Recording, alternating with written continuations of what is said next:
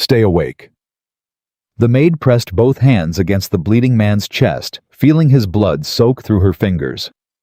"I don't care who you are. You are not dying in front of me tonight."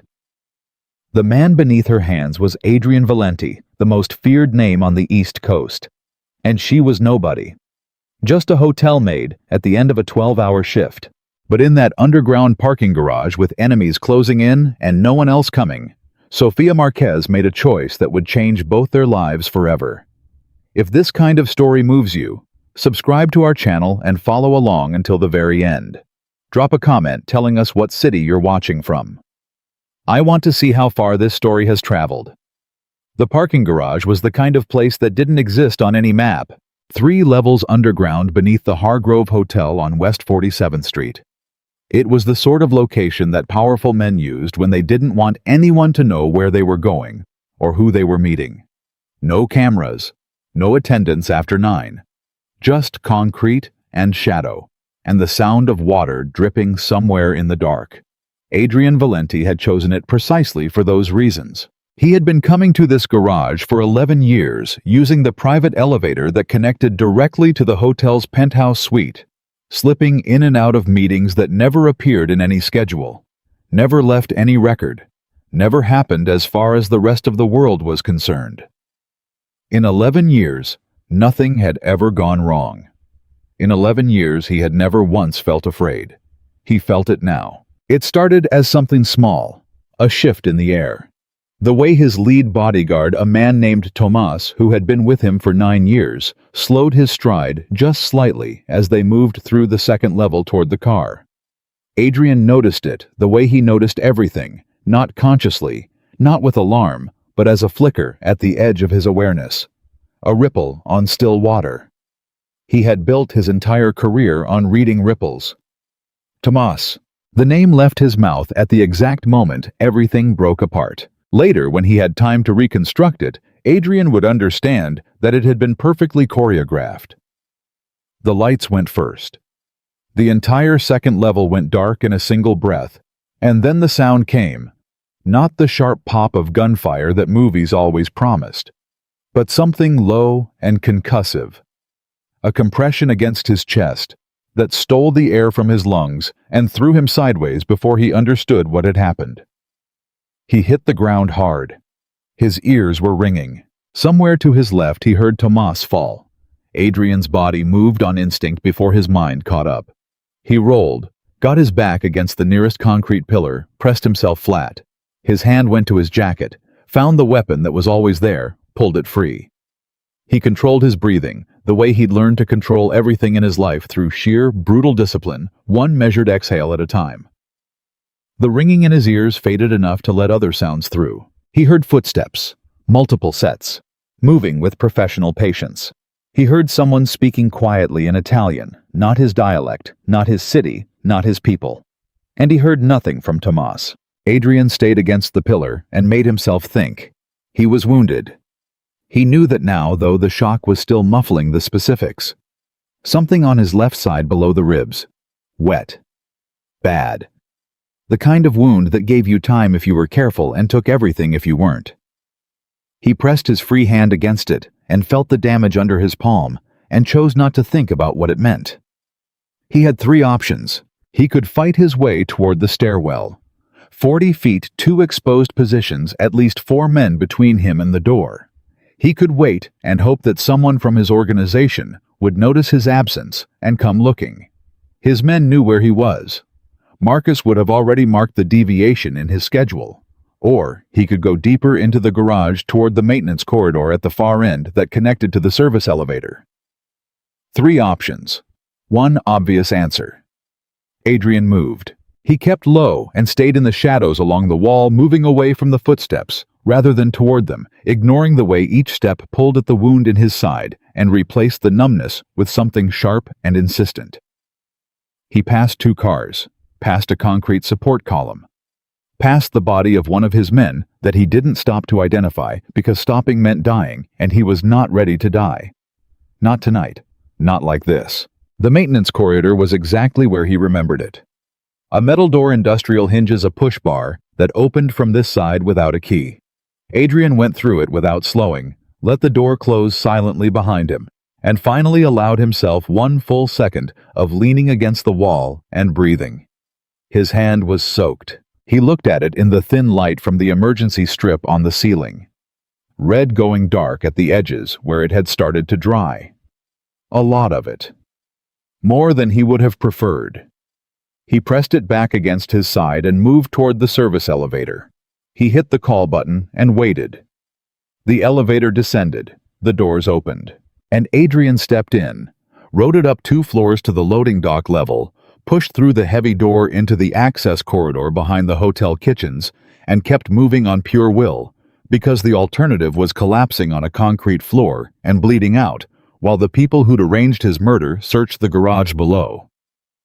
He passed through the kitchen corridor, past a row of industrial shelving, turned a corner, and stopped, because the service elevator on the far end of the corridor opened at that exact moment, and a young woman stepped out, pushing a cleaning cart, and they looked at each other across 20 feet of empty hallway with equal surprise. She was young, 20-something, dark-haired, wearing the pale gray uniform of the hotel's overnight housekeeping staff. The cart in front of her was stacked with folded towels, spray bottles, a mop, whose head dripped slightly on the concrete floor. She had a name tag on her chest that he couldn't read from this distance. She looked at him. He looked at her. She said, "Oh my God." Adrian's first instinct was to stop her from screaming. He raised one hand, the clean one palm out. Don't. She didn't scream. What she did instead was drop the handle of her cart and cross the 20 feet between them in about 4 seconds, and before Adrian fully understood what was happening, she was pushing him back against the wall with both hands on his shoulders and looking at the wound in his side with an expression that was not horror exactly, but something focused and grim and completely without panic. "How long?" she said. He blinked. "What? How long have you been bleeding? Sit down." She was already pulling at something on her cart, a first aid kit mounted on the side. She popped it open with practiced efficiency.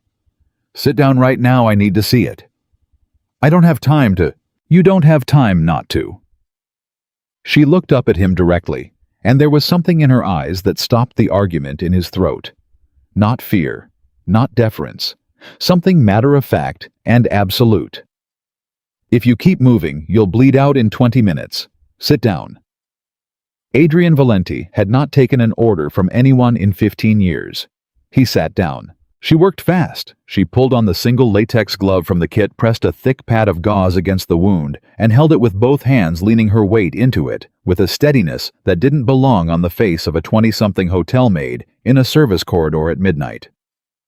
"This needs a hospital," she said, not looking up. "No hospital." She did look up then. "There are people looking for you." It wasn't a question. "Yes," Adrian said. She held his gaze for 3 seconds. Then she looked back at the wound. "Okay. I can slow the bleeding, but I need to get you somewhere I can actually work. Can you walk?" "I've been walking." "I mean without the wall holding you up." Adrian tested his legs, shifted his weight.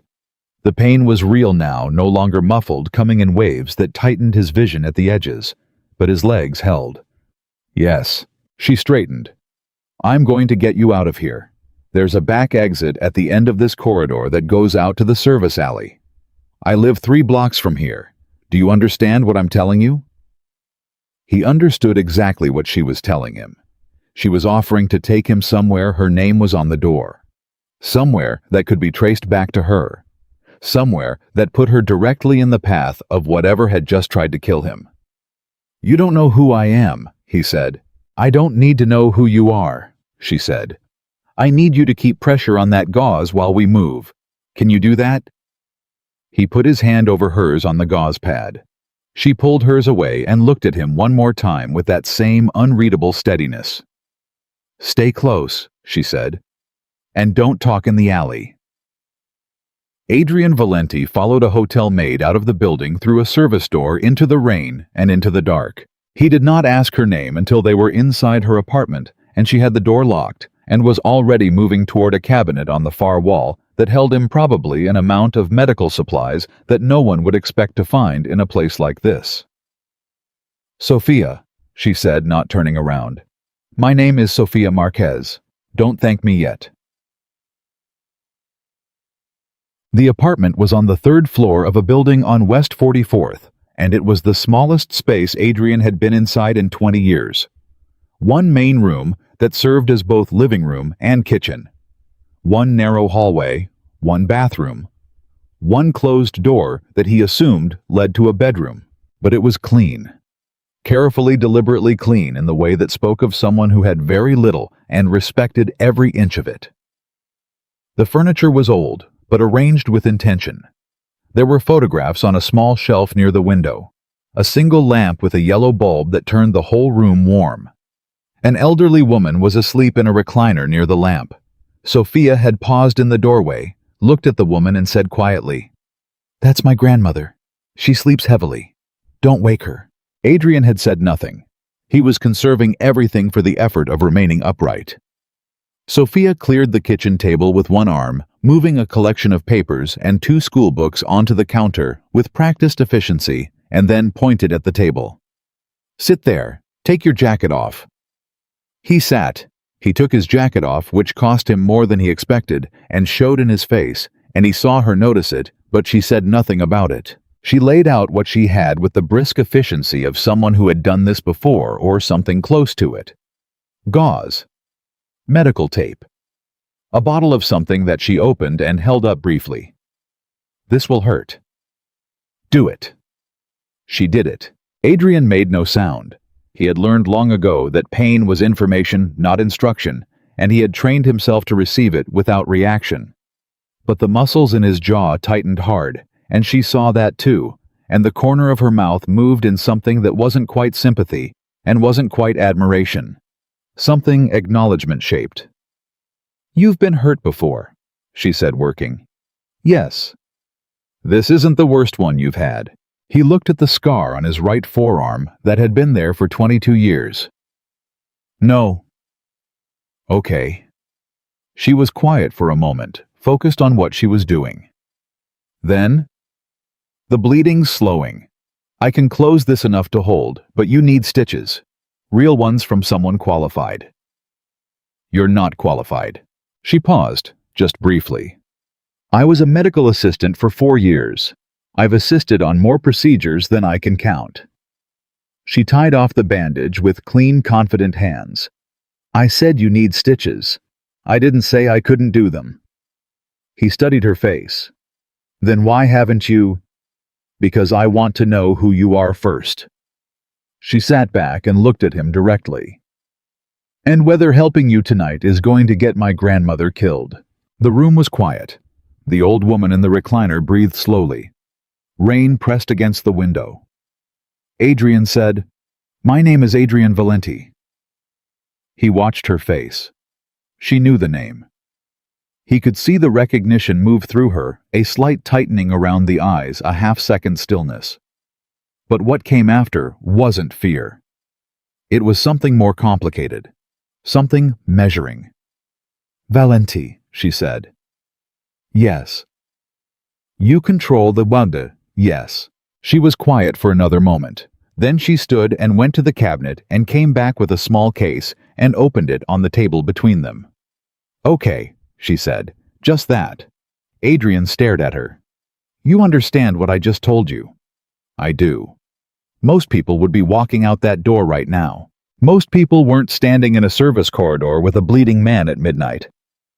She threaded something with the same absence of drama that she did everything. "I made a decision when I followed you out of that building. I'm not taking it back because of a name." She looked up at him. "I'm going to need you to hold very still. Why are you doing this?" The question came out before he decided to ask it, which was unusual. Adrian did not ask questions he didn't already know the shape of the answer to. "You don't owe me anything." Sophia considered the question the way she seemed to consider everything without rushing it. "Because you needed help," she said. "That's the only reason there is." "That's not a reason. It's the only one I have." She met his eyes. Hold still. She worked in silence after that, and Adrian held still, and the old woman slept in her chair, and outside the rain came down harder against the window, and somewhere across the city, his enemies were looking for his body. He did not sleep, could not sleep. His mind was built for motion, and the stillness of the narrow couch where Sophia had installed him with a pillow and a blanket was almost more uncomfortable than the wound which had settled into a dull, constant throb that he had categorized as manageable and filed away. He lay in the dark and thought about what had happened. He was precise about it, methodical the way he had learned to be. He went back to the beginning of the evening and walked through every detail he could remember, looking for the moment it had turned, looking for the place where someone had made a decision that put his men in that garage at that specific moment. Because this wasn't a lucky hit.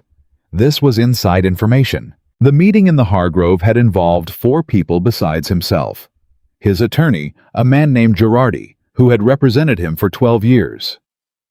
2 allied partners from Philadelphia who had made the trip specifically for this meeting. And Victor Moretti, who had been at Adrian's side since before Adrian had the vocabulary to understand what the world he'd been born into actually was. Victor. Adrian had known Victor Moretti since he was 9 years old. Victor had been his father's closest friend, his father's lieutenant, the man who had sat across the table from a 9-year-old boy the night Gennaro Valenti was buried and said, "I'll take care of you. I promised your father." He had kept that promise in every way that Adrian could measure. Money protection, education, entry into the organization at exactly the right moment, guidance through every significant decision of the first 10 years of his career. Adrian trusted 3 people in the world. Victor Moretti was one of them. He lay on Sofia Marquez's narrow couch and stared at the ceiling and added Victor's name to the list of people who had known about the meeting. Then he made himself stop because there was no way to pursue that line of thought without more information, and making decisions on incomplete information was how men in his position ended up dead. He was already close enough to that outcome tonight. His phone had been destroyed in the explosion. He had established that in the garage. He needed contact with Marcus, his right-hand man, the person who ran operations when Adrian wasn't present, the person who would by now be aware that something had gone catastrophically wrong and would be moving heaven and earth to find out what. He needed a phone. He looked around the dark room. The dim blue light of the clock on the microwave read 2:17 a.m. Sophia's bedroom door was closed. The old woman he'd gathered her name was Elena, from the way Sophia had checked on her quietly twice in the past 2 hours, was still asleep in her chair. There was a phone plugged into the wall beside the kitchen counter. Adrian got up. The standing was harder than it had been an hour ago, which was the wrong direction for things to go, and he acknowledged that and kept moving.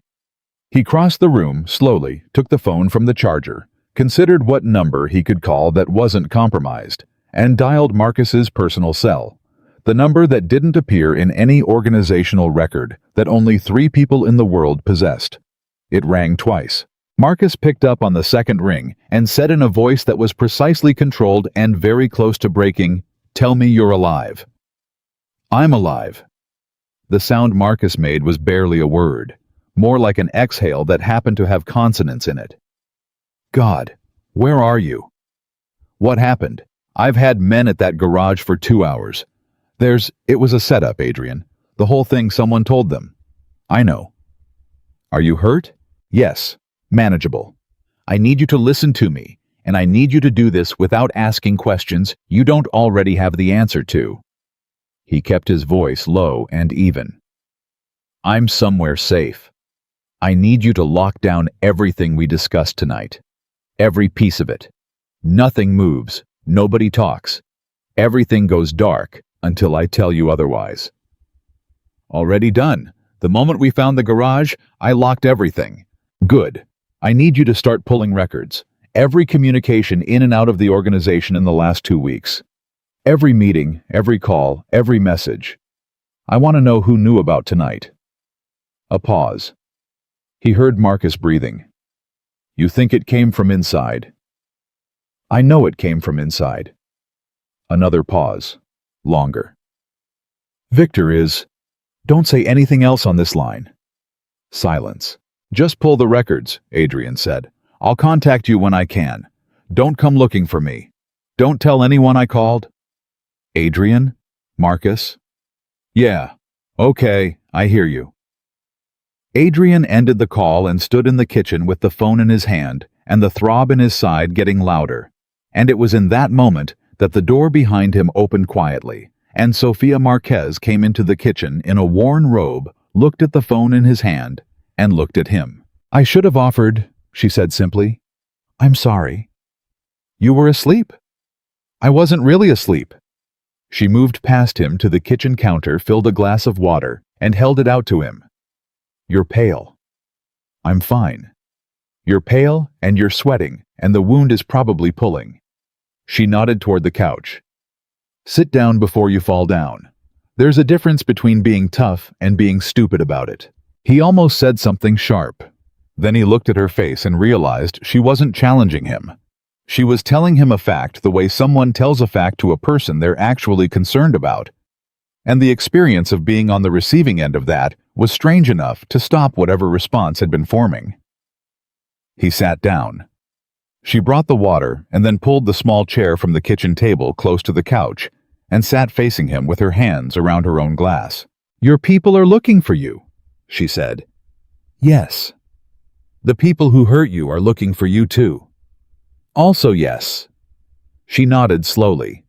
How long do you need? He looked at her. To what? To be safe enough to go back.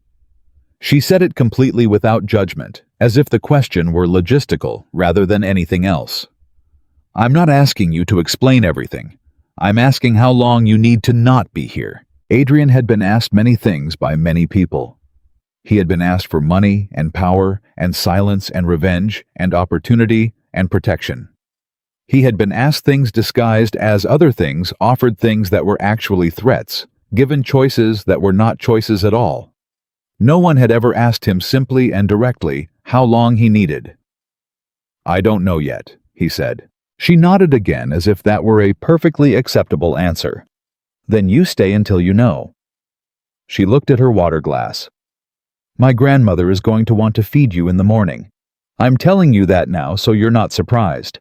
She feeds people when she's worried about them, and she has zero concept of strangers. Something in his chest moved that wasn't pain. I'll be gone before morning. You won't be, though. Not unkindly. Just factual. Your face is gray and your hands are shaking.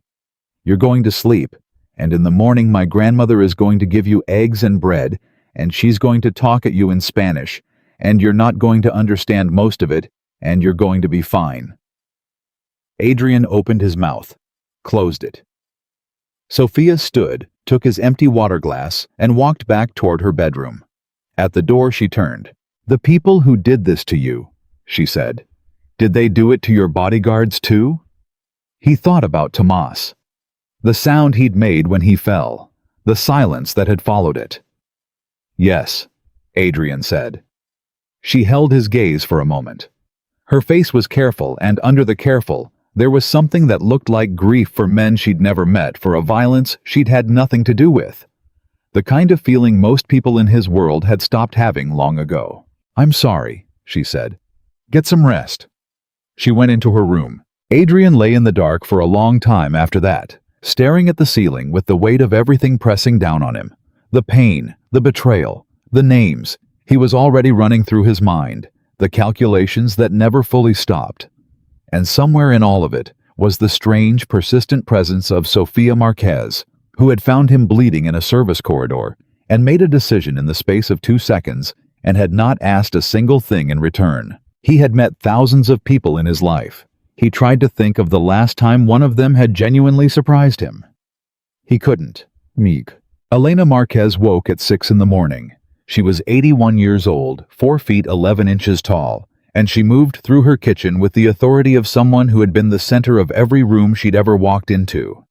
She found Adrian on the couch. Before she found anything else, stopped in the doorway of the kitchen, looked at him with bright, sharp eyes that cataloged the bandage, the pallor, the general evidence of a very bad night, and said something in Spanish. He did not understand it.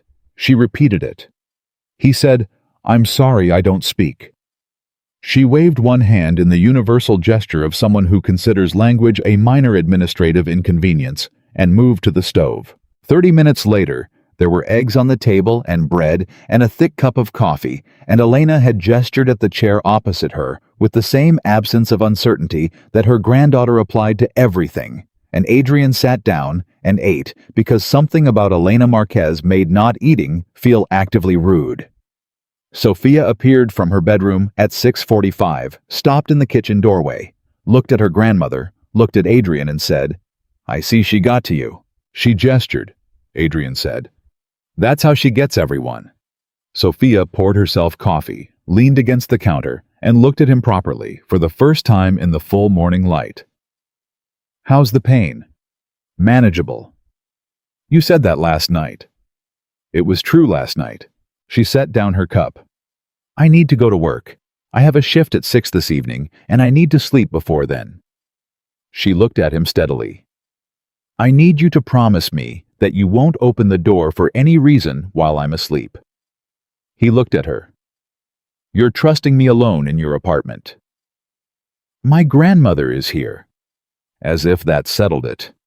"And you're not stupid enough to bring whatever's chasing you through my door." She held his gaze. "Are you?" "No," he said. It was the most honest thing he'd said to anyone in longer than he could remember. She nodded. "Okay." She started for the hallway, then stopped. "There's a phone on the counter. Use it if you need to. Just be careful." She disappeared into her room. Adrian sat at Elena Marquez's kitchen table and ate her food and thought about Victor Moretti. Victor, who had known every route. Victor, who had suggested the Hargrove specifically 3 weeks ago for its privacy. Victor, who had placed a hand on Adrian's shoulder at the end of last night's meeting and said, "Safe home," and meant almost certainly the exact opposite. 28 years. Adrian had trusted this man for 28 years. He pressed the thought down and picked up the phone and called Marcus again, and this time, Marcus's voice was different. Still controlled, but underneath the control, there was something sharp and cold, and contained the voice of a man who had found something he didn't want to find. "Talk," Adrian said. "The records," Marcus said. "I pulled everything going back 3 months. There are communication patterns I can't account for, encrypted channels that weren't authorized. Someone has been running a parallel line of communication out of the organization for at least 12 weeks. A pause. The access points trace back to 2 people. Adrian waited.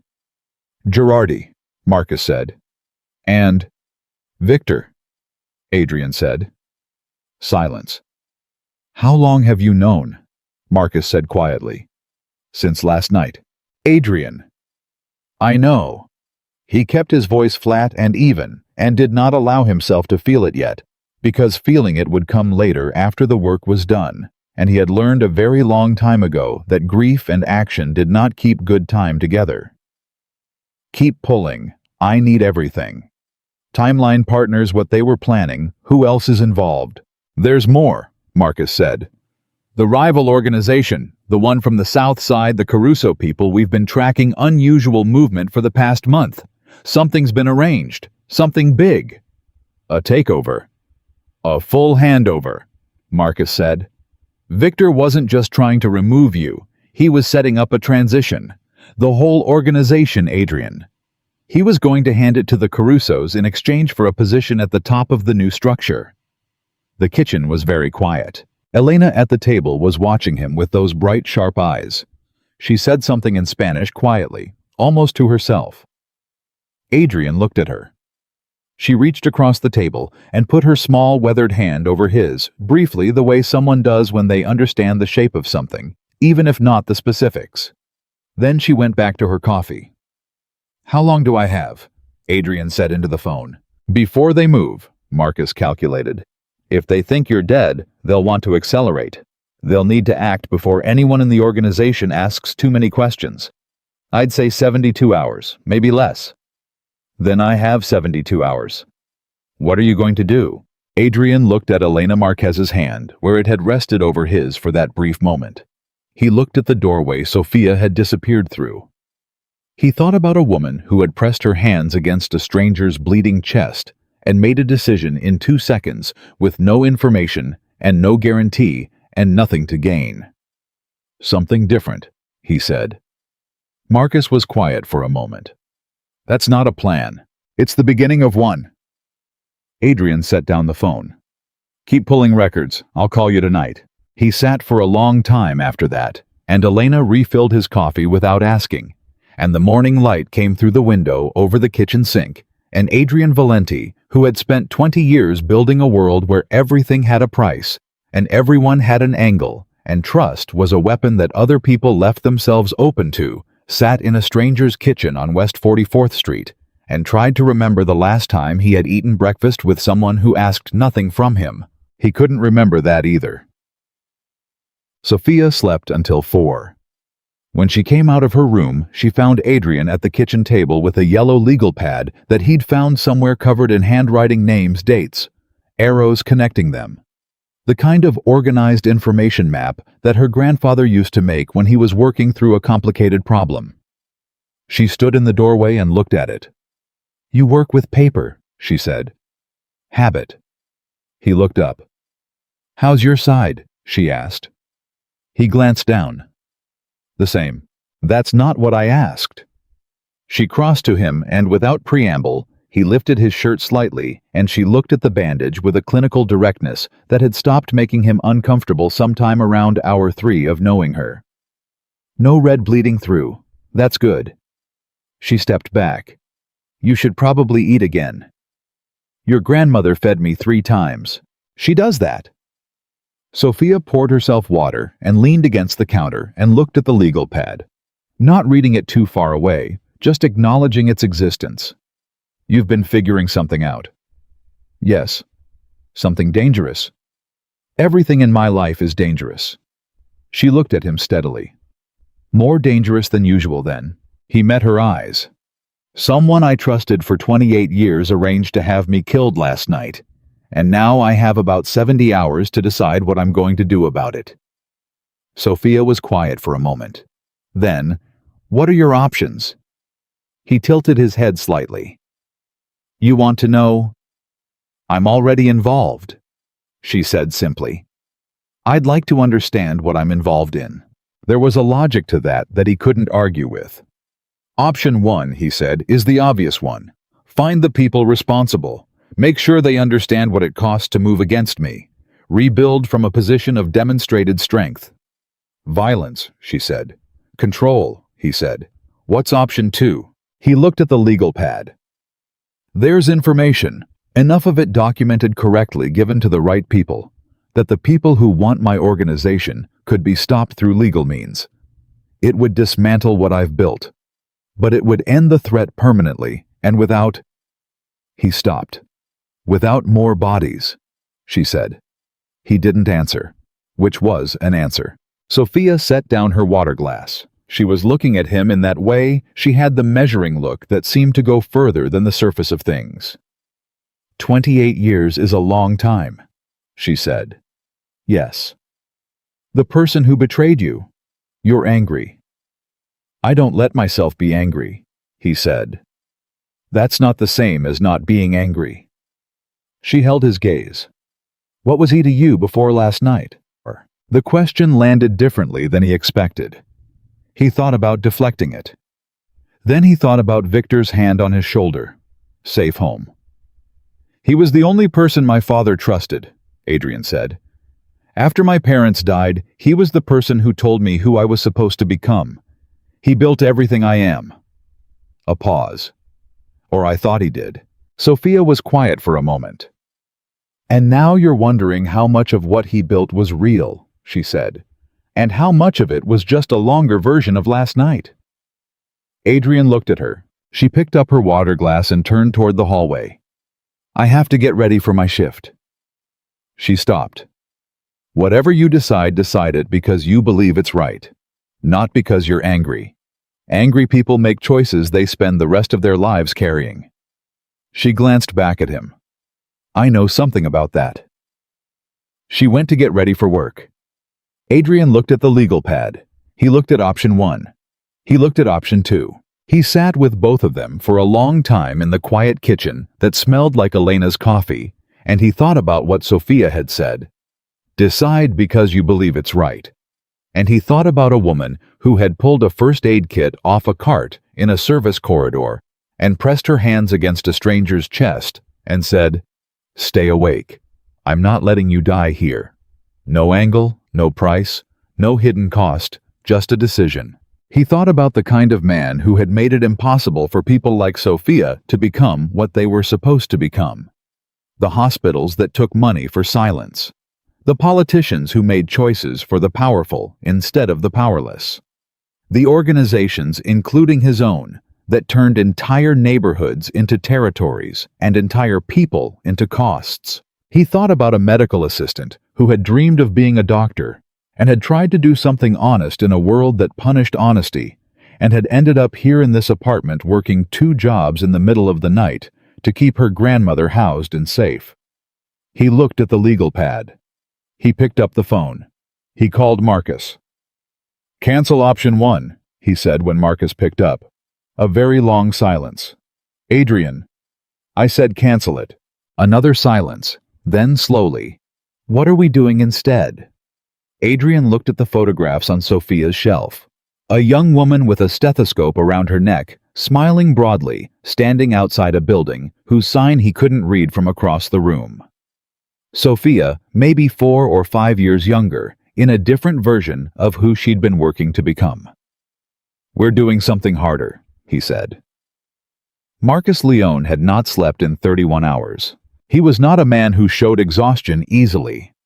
22 years in Adrian Valenti's organization had burned most of the softer edges off of him, the hesitations, the visible emotions, the small tells that got men in their world killed.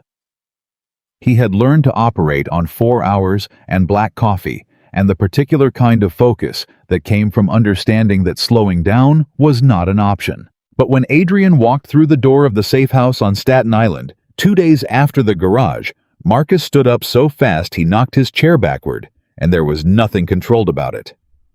"You look terrible," Marcus said. "Thank you," Adrian said. "I mean it. You look like someone who was shot and then slept on a couch." "Close enough."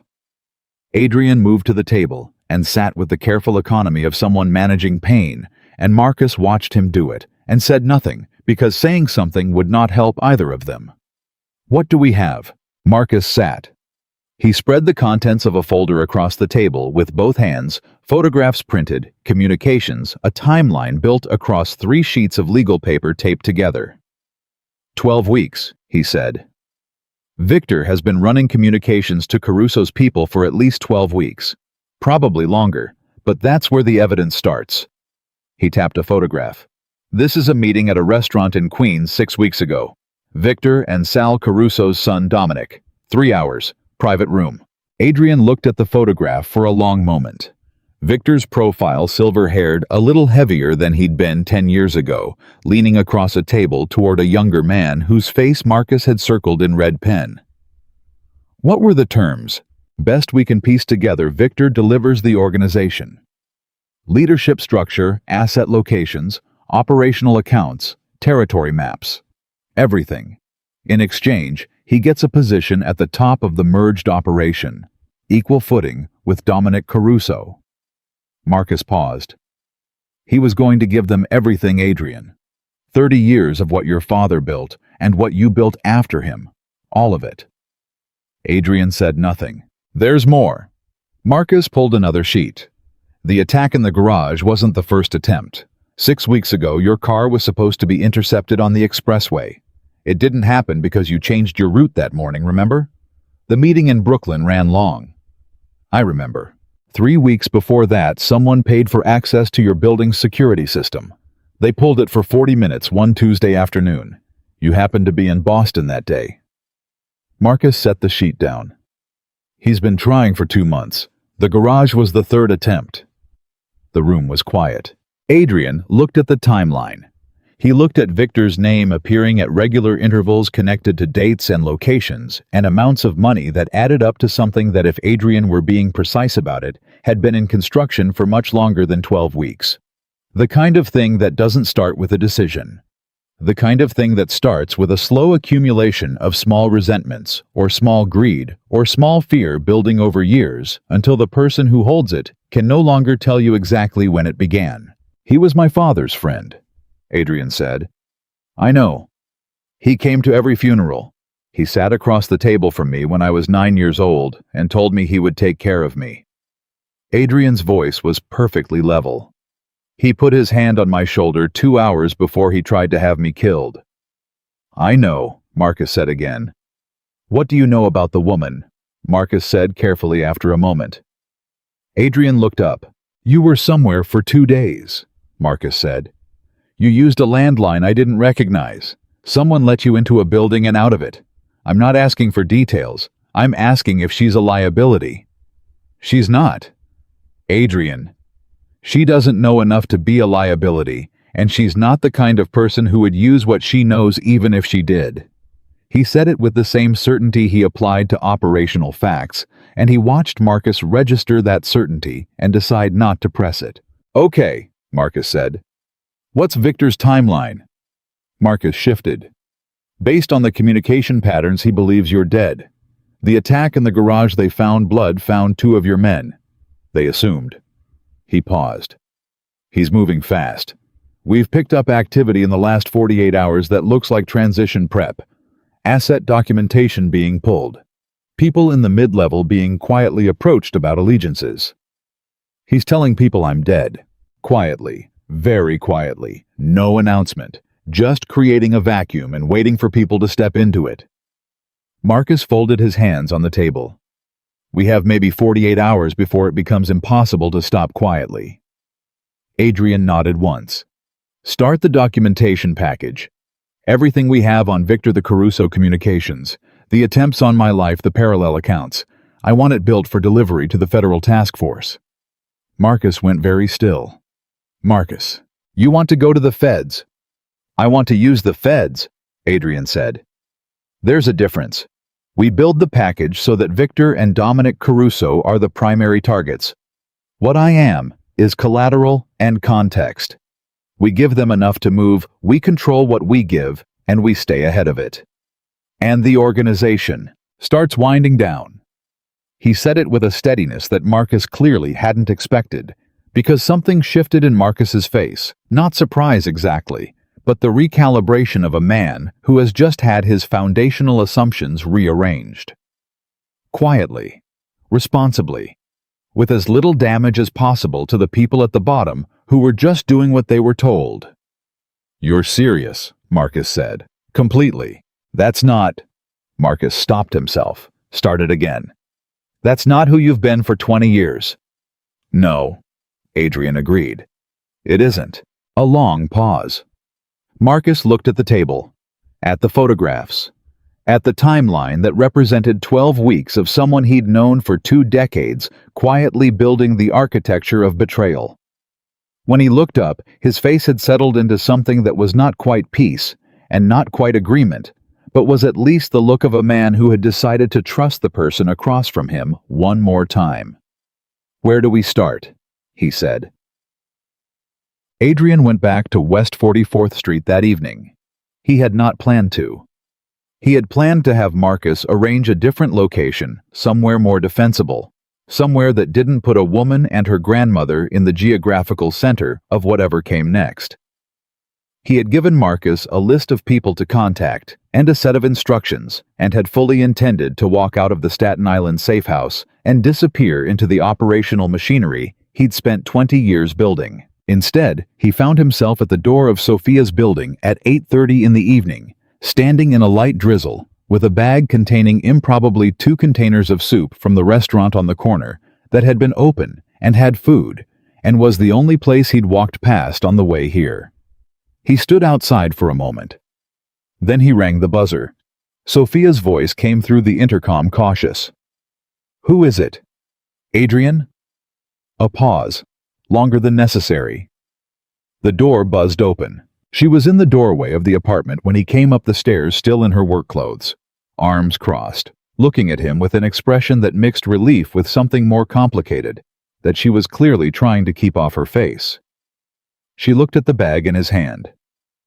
"Is that food?" "Soup," he said. "I wasn't sure what—" "Come in." She stepped back. "Nona's been asking about you." He came in.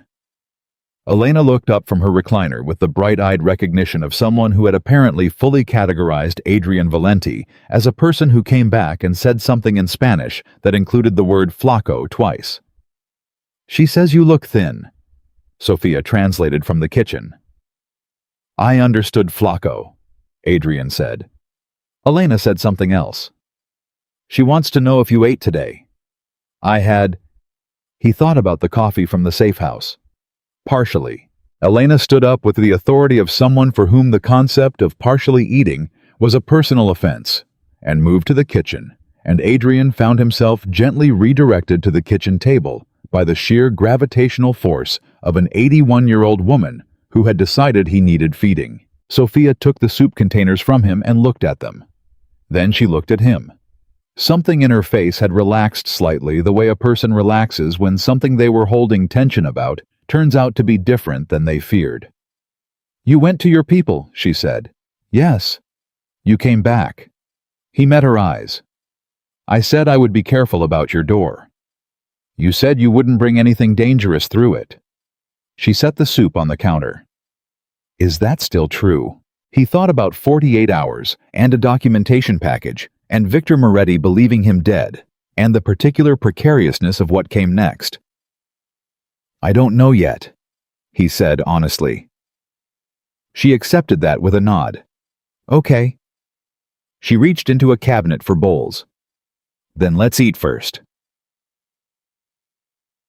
It was Elena who broke the particular silence that had settled over the kitchen table after the soup was served, and the immediate business of eating had created a temporary ceasefire between all the things that needed to be talked about. She said something in Spanish slowly and with emphasis, looking at Adrian with those measuring eyes, and waited. Sophia translated with a slight hesitation that told him she was editing.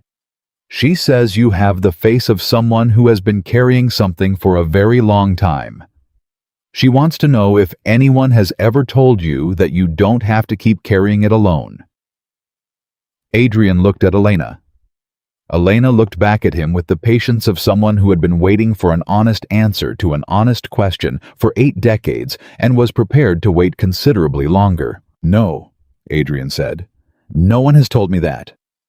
Elena nodded as if this confirmed something she had suspected. She said something else. "She says," Sophia said quietly, "that the most important thing she ever learned was the difference between strength and stubbornness. Strength is carrying what you have to carry. Stubbornness is refusing to put anything down even when someone offers to help." The kitchen was very quiet. Adrian looked at his soup bowl. "She's not wrong," he said. Elena reached across and patted his hand once firmly, and then went back to eating with the decisive air of a woman who had delivered her point and considered the matter settled. Sophia was watching him. He could feel it, even without looking up. When he did look up, she wasn't pretending she hadn't been. "What did Marcus tell you?" she said. He considered how much to say. Then he thought about what she'd said the previous evening, and about the decision he'd made sitting in this kitchen with a legal pad, and about the fact that the usual reasons for withholding information, protecting an asset, maintaining strategic advantage, controlling the field, did not seem to apply to the woman sitting across from him who had given him shelter with no conditions, and asked for nothing, and had been straight with him at every point. "The man who arranged to have me killed has been planning it for at least 12 weeks, Adrian said. "He knew everything about me because I trusted him with everything. He was going to hand my entire organization to a rival family in exchange for a position in the new structure." He paused. "He believes I'm dead. He's already moving to take control." Sophia was quiet for a moment. "How close were you to him?" "He was the last piece of my father left in the world." She absorbed that, and now I have about 48 hours before it becomes impossible to stop what he's set in motion without a war. He looked at her. I'm not going to start a war.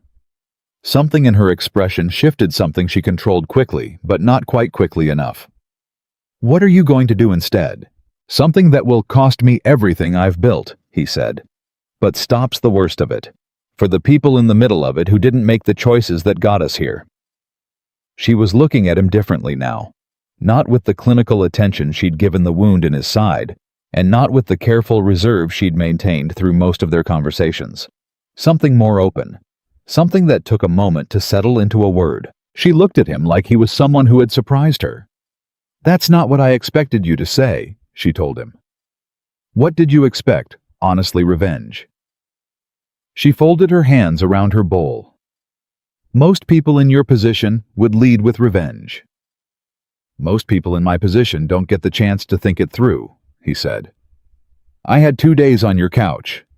She almost smiled. It was a small thing, but it arrived like something that had been earned. What do you need? She said. To do this thing instead of the other thing. Time, documentation, a few key people in the right places. He paused. And to make sure that what I've set in motion doesn't come back on anyone who helped me while I was figuring it out. Anyone meaning me, she said. Anyone meaning you. She looked at him for a long time. That's not something you can guarantee. No, but I'm going to do everything in my power to... Adrian? She said his name with a quiet firmness that stopped him. I knew what I was walking into when I called the hospital for that bandage supply. I knew who you were by the time I put the stitches in. I made a choice. She held his gaze. Stop trying to protect me from the choice I already made. He opened his mouth, closed it. Elena said something from her end of the table. She says, Sophia translated with the small reluctant warmth of someone reporting something they didn't quite mean to find funny. That watching you two talk is like watching two people argue about who has to accept the last piece of bread. She says just take the bread. Marcus called at 10:15. Adrian stepped into the narrow hallway to take it, and Sophia gave him the privacy of pretending to be very interested in washing the soup bowls, but he was aware that in an apartment, this small nothing was genuinely private. The documentation package is 60% built, Marcus said. We need another 12 hours for the remaining financial records. The account trails are complicated, Victor was careful. 12 hours is fine. What about the approach to the task force? I've got a name. Someone who's been building a RICO case against the Caruso family for 3 years. If we hand them Victor and Dominic Caruso tied together with the evidence we have, they move on it immediately. A pause. Adrian, this is irreversible. Once we make that call, it's done. I know that. You're sure? I've been sure since Tuesday morning, Adrian said. And that was true. He had been sure with the kind of certainty that came not from analysis, but from something more fundamental. Some recognition that the thing he'd been building for 20 years had been built on someone else's corruption, and that the version of power he'd inherited was never really his to begin with. Keep building the package. I'll call you at 10 tomorrow morning. He hung up and stood in the hallway. Sophia appeared in the kitchen doorway. How long? She said. 12 hours, maybe a little more. She nodded. Can I ask you something? Yes. What happens to you after? If you hand everything over to the federal people. She said it plainly, not with drama. Just with the directness she applied to everything. What happens to Adrian Valenti? It was a question he'd been sitting with for 2 days. He had turned it over in the way he turned all difficult questions over, looking at the angles, testing the weight. The answer was neither simple nor entirely clear, and the parts of it that were clear were not all comfortable. Some legal exposure, he said. The documentation is structured to minimize it, but I won't pretend there isn't any. The cooperation helps. The evidence helps. He leaned against the wall. I lose the money. Most of it anyway. What's left after the asset recovery is enough to start something different with. Not what I had. Something smaller. And the people who want you dead. Victor will be arrested within 72 hours of the task force receiving the package. Dominic Caruso with him. The immediate threat ends. He paused. There are other people in other places who have reason to wish me ill. That doesn't go away completely, but it becomes manageable. Sophia looked at him steadily. You've really thought this through. I had 2 days on your couch. You keep saying that. It keeps being true. He held her gaze. The couch was very uncomfortable. It gave me a lot of time to think. This time she actually smiled. Not the almost smile from before.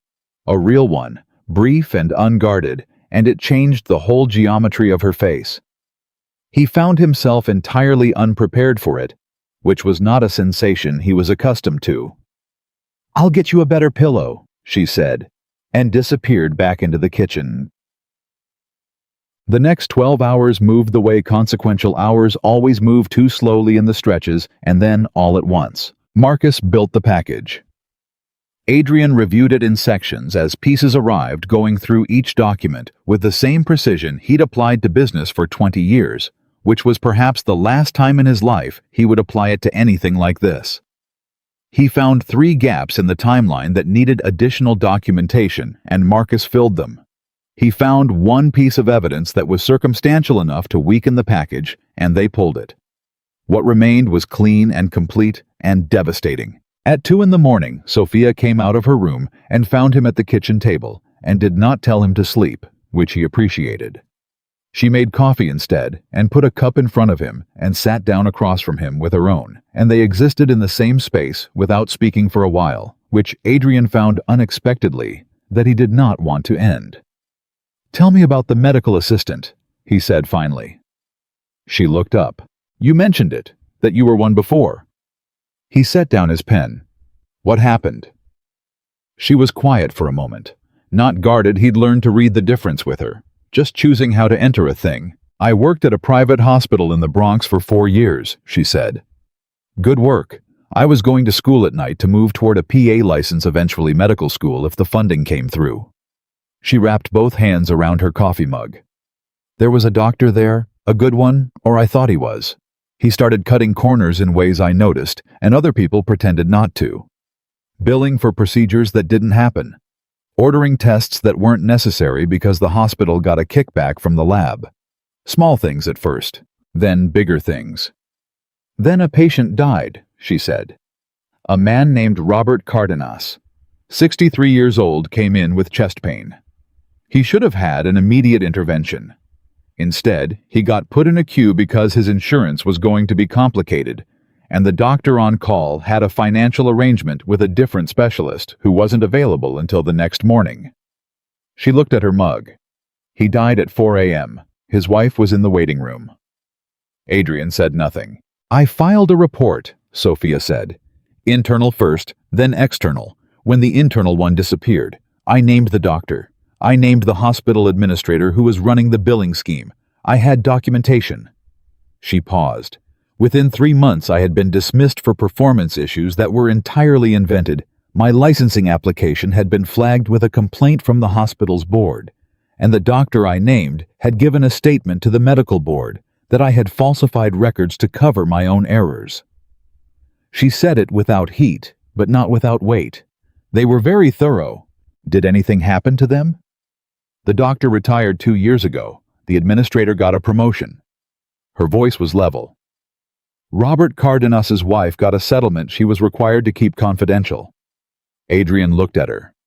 "I'm sorry," he said. It was the second time in his life he had said that to someone, and meant it completely without any other calculation attached to it. "Don't be sorry for me," she said. "Be sorry for the next patient who needed that doctor to be honest and wasn't going to get it." She looked up. "I ended up here because when they took the career, I still had bills, and I still had Nonna, and the only thing available on short notice was hotel work. I took it." She shrugged with one shoulder. "I don't regret any of the choices I made. I just regret the world that made them necessary." He held her gaze for a long time. "The hospital," he said. "Do you remember the administrator's name?" Something shifted in her expression. "Why?" "Because some of what I still have access to is not financial," he said carefully. "And some of the people I've spent 20 years doing business with have interests in institutions like hospitals. And some of what I know directed in the right way at the right people in the next 48 hours before everything closes down." He stopped. "I can't undo what happened to you. But there are ways that records get corrected, complaints that get re-examined when certain information comes to light. Sophia stared at him. It would be entirely within the legal remedies available, he said. I'm not suggesting anything that you're suggesting using what you have left to fix what happened to me. I'm suggesting that the administrator who destroyed your career is likely connected to people who are also connected to other things, and that the right documentation placed correctly tends to create a domino effect that is very difficult to predict and very difficult to stop. He met her eyes. That's all I'm suggesting. She was quiet for a long moment.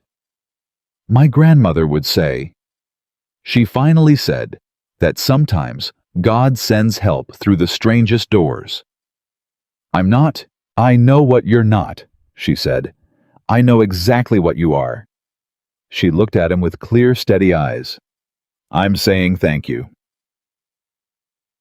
At 9:40 the next morning, Marcus called.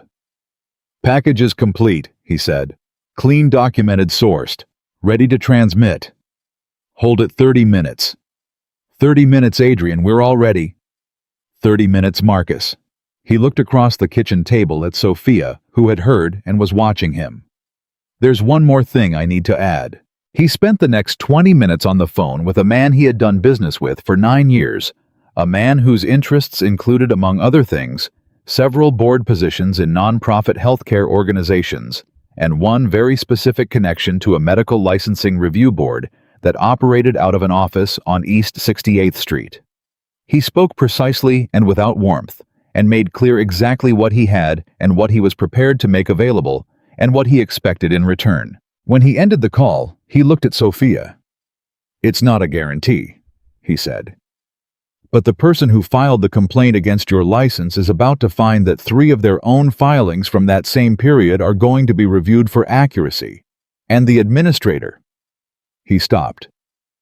Do you know if he's still in that position?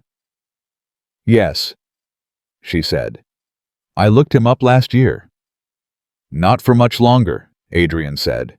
She looked at him for a moment that stretched longer than most moments. Then she stood and walked around the table and did something she hadn't done once in the 2.5 days he'd been in her life.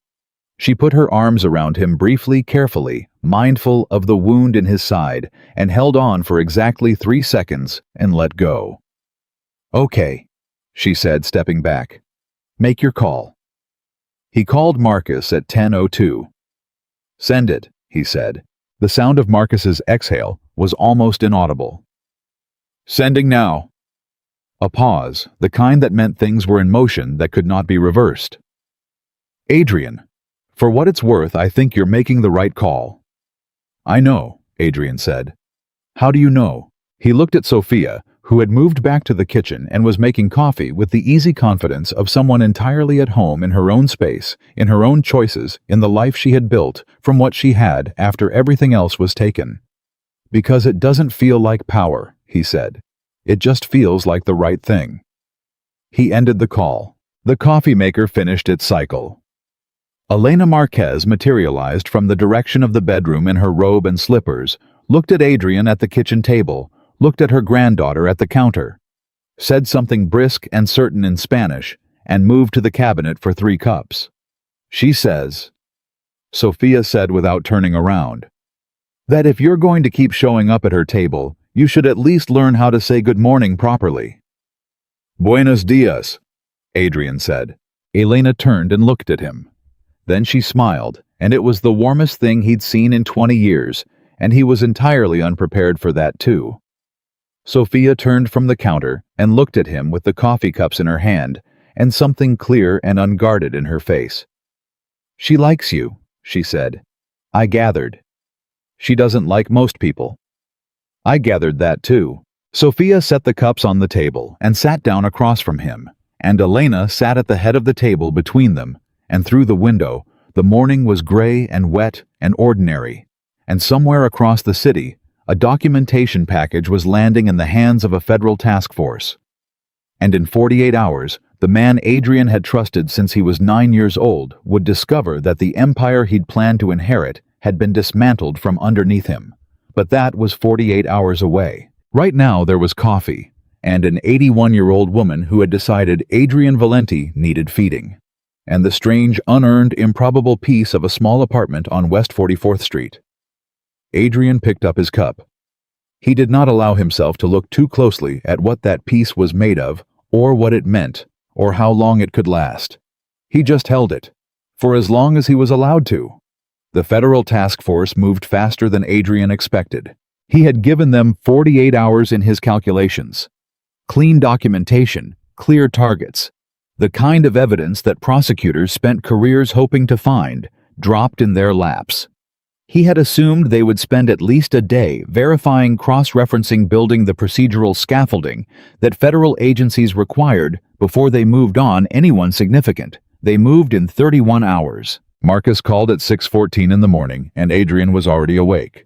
Had been awake since 4, sitting at Sophia's kitchen table with a cup of cold coffee and the particular vigilance of a man who had set something irreversible in motion and was waiting to find out what it cost. They picked up Girardi an hour ago, Marcus said.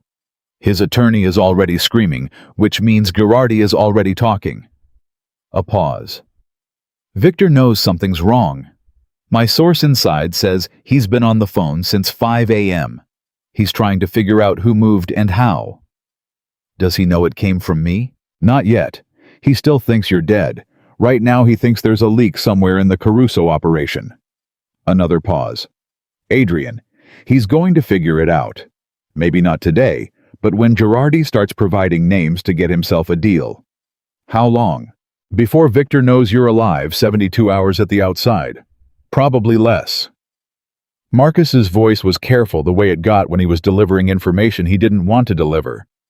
When he knows he's going to move, he can't afford not to. Everything he built falls apart if you're breathing. Adrian looked at the window. The morning was still gray, the kind of gray that pressed down on the city and made everything feel closer together than it actually was. What's his most likely move? Adrian said. He has 3 men that I know of who are still loyal to him, not to the organization, to him personally. Men he's had for years predating your leadership. He'll use them. Marcus stopped.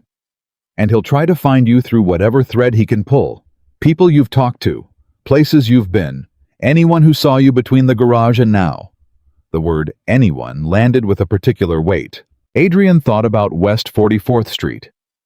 He thought about a landline number that could be traced. About a service corridor and a building with cameras. About an 81-year-old woman in a recliner and a young woman who had made a decision in a service hallway and had not taken it back. I need to move, Adrian said. I have a location ready, completely clean, no connection to anything we've had before. That's not what I mean. He was already standing. I need to move the people who helped me first. A brief silence. Adrian. Marcus. Right. He heard Marcus shift into operational mode, the clean, efficient gear change that made him good at what he did. I can have a car at whatever address you give me in 20 minutes. Where are we taking them? Somewhere Elena Marquez will find acceptable, Adrian said, which means it needs a kitchen. He ended the call. He stood in the quiet kitchen for exactly 3 seconds, which was the amount of time he permitted himself before moving, and then he walked to Sophia's bedroom door and knocked. Her voice came back immediately. She had been awake too. Come in. She was sitting on the edge of her bed, in yesterday's clothes phone in her hand, the look of someone who had heard his half of the call through a thin wall and had already started assembling the shape of what came next. She looked at him and said nothing, waiting. Victor is going to know I'm alive within 72 hours, Adrian said. When he does, he will try to find me through any thread available to him. This address is a thread. Sophia nodded once. How long do we have? I want you and your grandmother out of here in 20 minutes. She didn't argue. Didn't ask if he was sure or tell him he was overreacting, or do any of the things that people in her position in movies always did. She stood up and said, I'll get Nona, and moved past him toward the hallway. He caught her arm lightly as she passed. She stopped and looked at him. I'm sorry, he said. This is because of me. I know why it is, she said, not with anger, just with the clarity she brought to everything. We can talk about it later. Right now, I have to convince a woman who has lived in this neighborhood for 36 years that she needs to leave her home in 20 minutes. She looked at him steadily. That's the harder problem. She went to get her grandmother. Adrian went to the kitchen, made a call to Marcus with the address, and then stood with his back to the counter and listened to the sound of Sofia talking to Elena in the next room in a low, calm, continuous Spanish that had the cadence of reassurance, the same cadence she'd used on him in the service corridor. The tone that said, "I have this, I'm not leaving you. We're going to be fine," and believed all three things completely. Elena's response was sharp and skeptical and lasted about 45 seconds. Then there was silence. Then the sound of drawers opening. Adrian looked at the photographs on the small shelf near the window. The one of Sofia in the medical center, young and bright, and pointed directly at a future that someone had deliberately broken. He thought about the administrator who was about to discover that 3 of his own filings were under review. He thought about the domino effect he had described to Sofia, and about the fact that setting it in motion had felt in the moment like the most straightforwardly right thing he had done in 20 years. He took the photograph off the shelf and held it for a moment. Then he set it carefully in the bag Sofia had left on the kitchen counter among the things she was packing.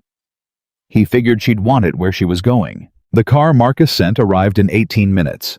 Adrian got Elena and Sofia into it with the particular controlled urgency of a man who has moved people under pressure before, and Elena, to her credit, went with her head high and her handbag over her arm, and the expression of a woman who considered undignified haste to be a personal insult but was choosing to overlook it on this one occasion. As the car pulled away from the curb, Sofia looked back at the building. Just once. Then she looked forward. She didn't say anything for the first few blocks. Then, without turning her head, "Where are we going?"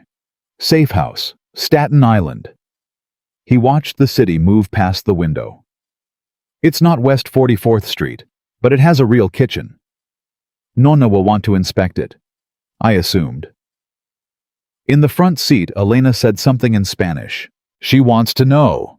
Sofia translated with a weariness that was almost fond. "If the people who are looking for you are the kind of people who will stop looking, or the kind who keep going." "The kind who keep going," Adrian said, "until they're stopped." Elena absorbed this. Then she said something else. "She says good," Sofia translated. "She says at least we know what we're dealing with." Adrian looked at the back of Elena's silver head. "Your grandmother," he said quietly to Sofia, "is remarkable. She spent 40 years married to a man who ran a restaurant in a neighborhood that was considered a war zone," Sofia said. "She's been dealing with dangerous men since before you were born." She paused. "She says most of them just needed feeding." The safe house was a 2-story building on the quieter end of Staten Island, unremarkable from the outside, maintained by an organization that no longer existed in the same form it had 48 hours ago. Marcus met them at the door, looked at Elena and Sofia with the particular expression of a man recalibrating his expectations, and then looked at Adrian. "This wasn't in the plan," Marcus said. "The plan adjusted," Adrian said. "I see that." Marcus looked at Elena, who was already moving past him to examine the kitchen with the focused attention of a building inspector. "Is she going to be a problem?" "She's going to be fine." Adrian watched Elena open a cabinet, assess its contents, and close it with a decisive nod. "Make sure someone gets groceries." Marcus looked at the ceiling briefly. "Right, groceries." He pulled Adrian aside by the arm. "We need to talk, now, away from—" He gestured toward the kitchen, them. They moved to the room Marcus had been using as an operations center, and he closed the door, and the brightness of the kitchen disappeared and was replaced by the particular controlled atmosphere of a space built for difficult conversations. "Victor reached out to 2 men this morning," Marcus said. He put a photograph on the table. "This one is Carlo Bassi. He's been working for Victor personally for 11 years, not through the organization directly. We never had full visibility on him." He put down a second photograph. "This is a man we only know as Reyes. Freelance. Very good. Victor used him twice before for things he didn't want connected to the organization." Reyes is the problem, Adrian said. Reyes is absolutely the problem. He found your car.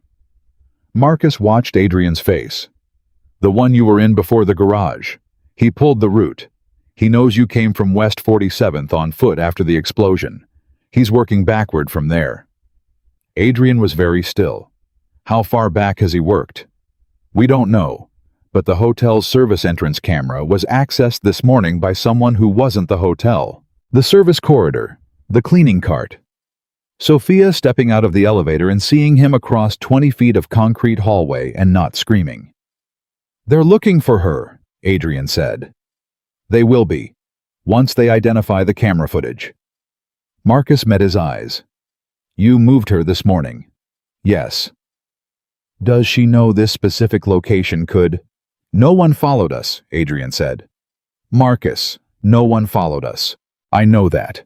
I'm not worried about the drive. Marcus picked up both photographs and put them face down on the table. I'm worried about the next 24 hours, which is when Victor is going to stop trying to figure out what happened and start trying to fix it. He paused. He's scared, Adrian. A scared man with nothing left to lose is the most dangerous thing in our world. You know that better than anyone. What are you recommending? I'm recommending you let me move you somewhere Victor has absolutely zero threads to pull. No connection to anyone who's helped you. Clean slate, completely dark. He looked at Adrian directly. Alone. The words sat in the room. Adrian thought about Sophia at the kitchen table with coffee.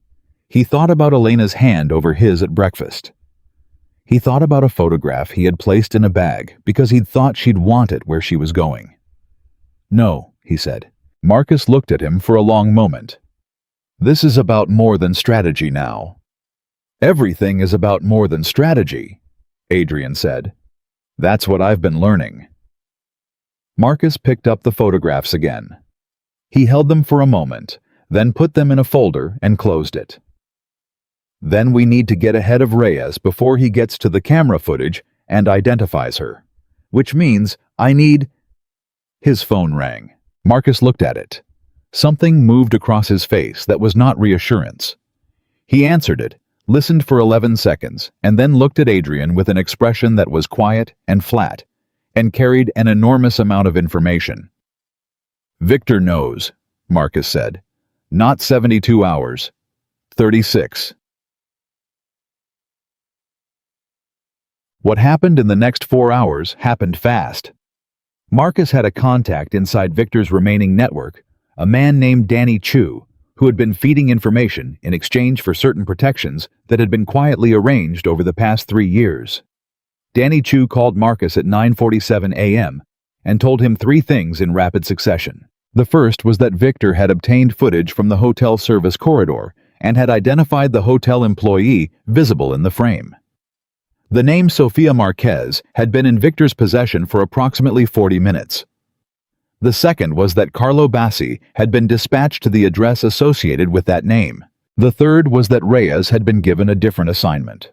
Not the address, not Sofia, but Adrian, directly based on Victor's best working theory of where Adrian would be once he understood his cover was blown. Adrian processed all 3 pieces of information in approximately 4 seconds. Bassi is already moving toward West 44th, he said. Yes, but she's not there. Marcus was already on another call holding up one finger. He'll find out she's not there, and then he'll start pulling other threads. Adrian was moving. Does Victor know about the safe house? No, this location is completely clean. Then Bassi comes up empty and reports back, and Victor recalibrates. He thought about it with the rapid precision of a man who has run threat assessments for 20 years. How long does that recalibration take? 2-3 hours, depending on what Bassi finds at the apartment. 3 hours. He stopped. He turned back to Marcus, who had ended his second call, and was looking at Adrian with the expression of a man who was about to say something he did not want to say. What? Adrian said. Bassi didn't go alone, Marcus said. There's a second man. Younger, I don't have a full ID. He was sent to the hotel, to the housekeeping supervisor. He paused. To find out where Sofia Marquez's regular route is, which buildings she covers, whether she has a regular schedule. The cold that moved through Adrian's chest was not a feeling he allowed himself often. He had built his entire professional existence on the systematic removal of fear as an operational factor, on the capacity to assess threat clearly and respond to it without the distortion that emotion introduced. He was very good at it. 20 years of practice. But this was different, and he knew why it was different, and he did not spend time pretending otherwise. "She's here," he said. It came out quieter than he intended. "I know. She's in the kitchen with her grandmother." "I know, Adrian." "Then we end this today." He looked at Marcus. "Not in 72 hours. Not when the documentation clears. Today." Marcus looked back at him steadily. "Victor is not going to be arrested today. The task force has Girardi in custody. They're building toward Victor, but that takes—" "I'm not talking about the task force." He met Marcus's eyes. "I'm talking about Victor and me. The conversation we should have had 20 years ago, when I was old enough to ask the right questions." He stopped. "I need you to arrange a meeting." Marcus went very still. "You want to meet with Victor?" "Yes." "He'll try to kill you. He's been trying to kill me for 2 months.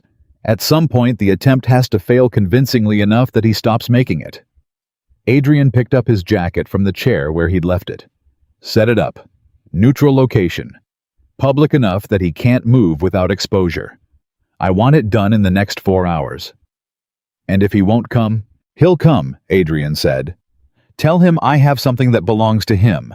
Tell him it's the one thing that can stop what's already in motion." He paused. "Tell him his son's name." Marcus frowned. "Victor's son is—" "I know exactly where Victor's son is," Adrian said. "And I know exactly what he's been doing for the past 3 years. And Victor knows that I know because I've always known everything. That was the deal. I know everything, and I choose what to do with it."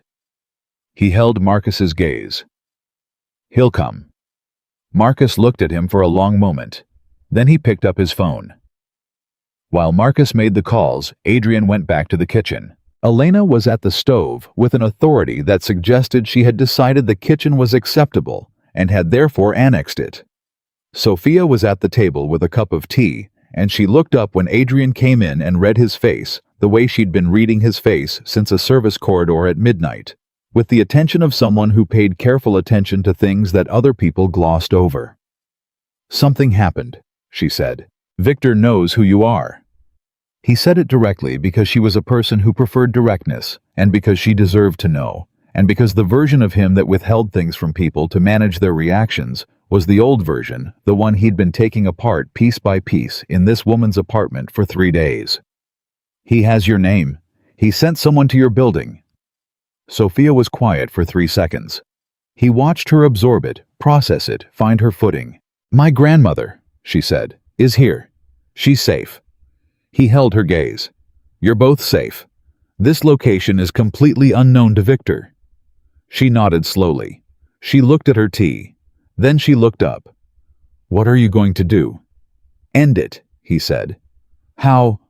"I'm going to meet with him." Her hands tightened around the mug, just slightly, enough for him to see. "That's dangerous. Most things worth doing are." "Don't do that," she said with a sharpness that surprised him. "Don't make it sound simple. You're talking about meeting the man who has spent 2 months trying to kill you, and you're—" She stopped herself. Something moved through her face that she controlled, but not entirely. "Sophia." "I know it's your decision," she said, more quietly. "I know you've made it, and you don't need my—" "I'm not asking your permission," he said. "I'm telling you what I'm doing because you're someone I tell things to now, because that's what this has become." He let that sit for a moment. "And I'm telling you because I need you to stay here with Marcus's men and not do anything until I'm back." She looked at him. "Promise me," he said. Elena at the stove said something without turning around.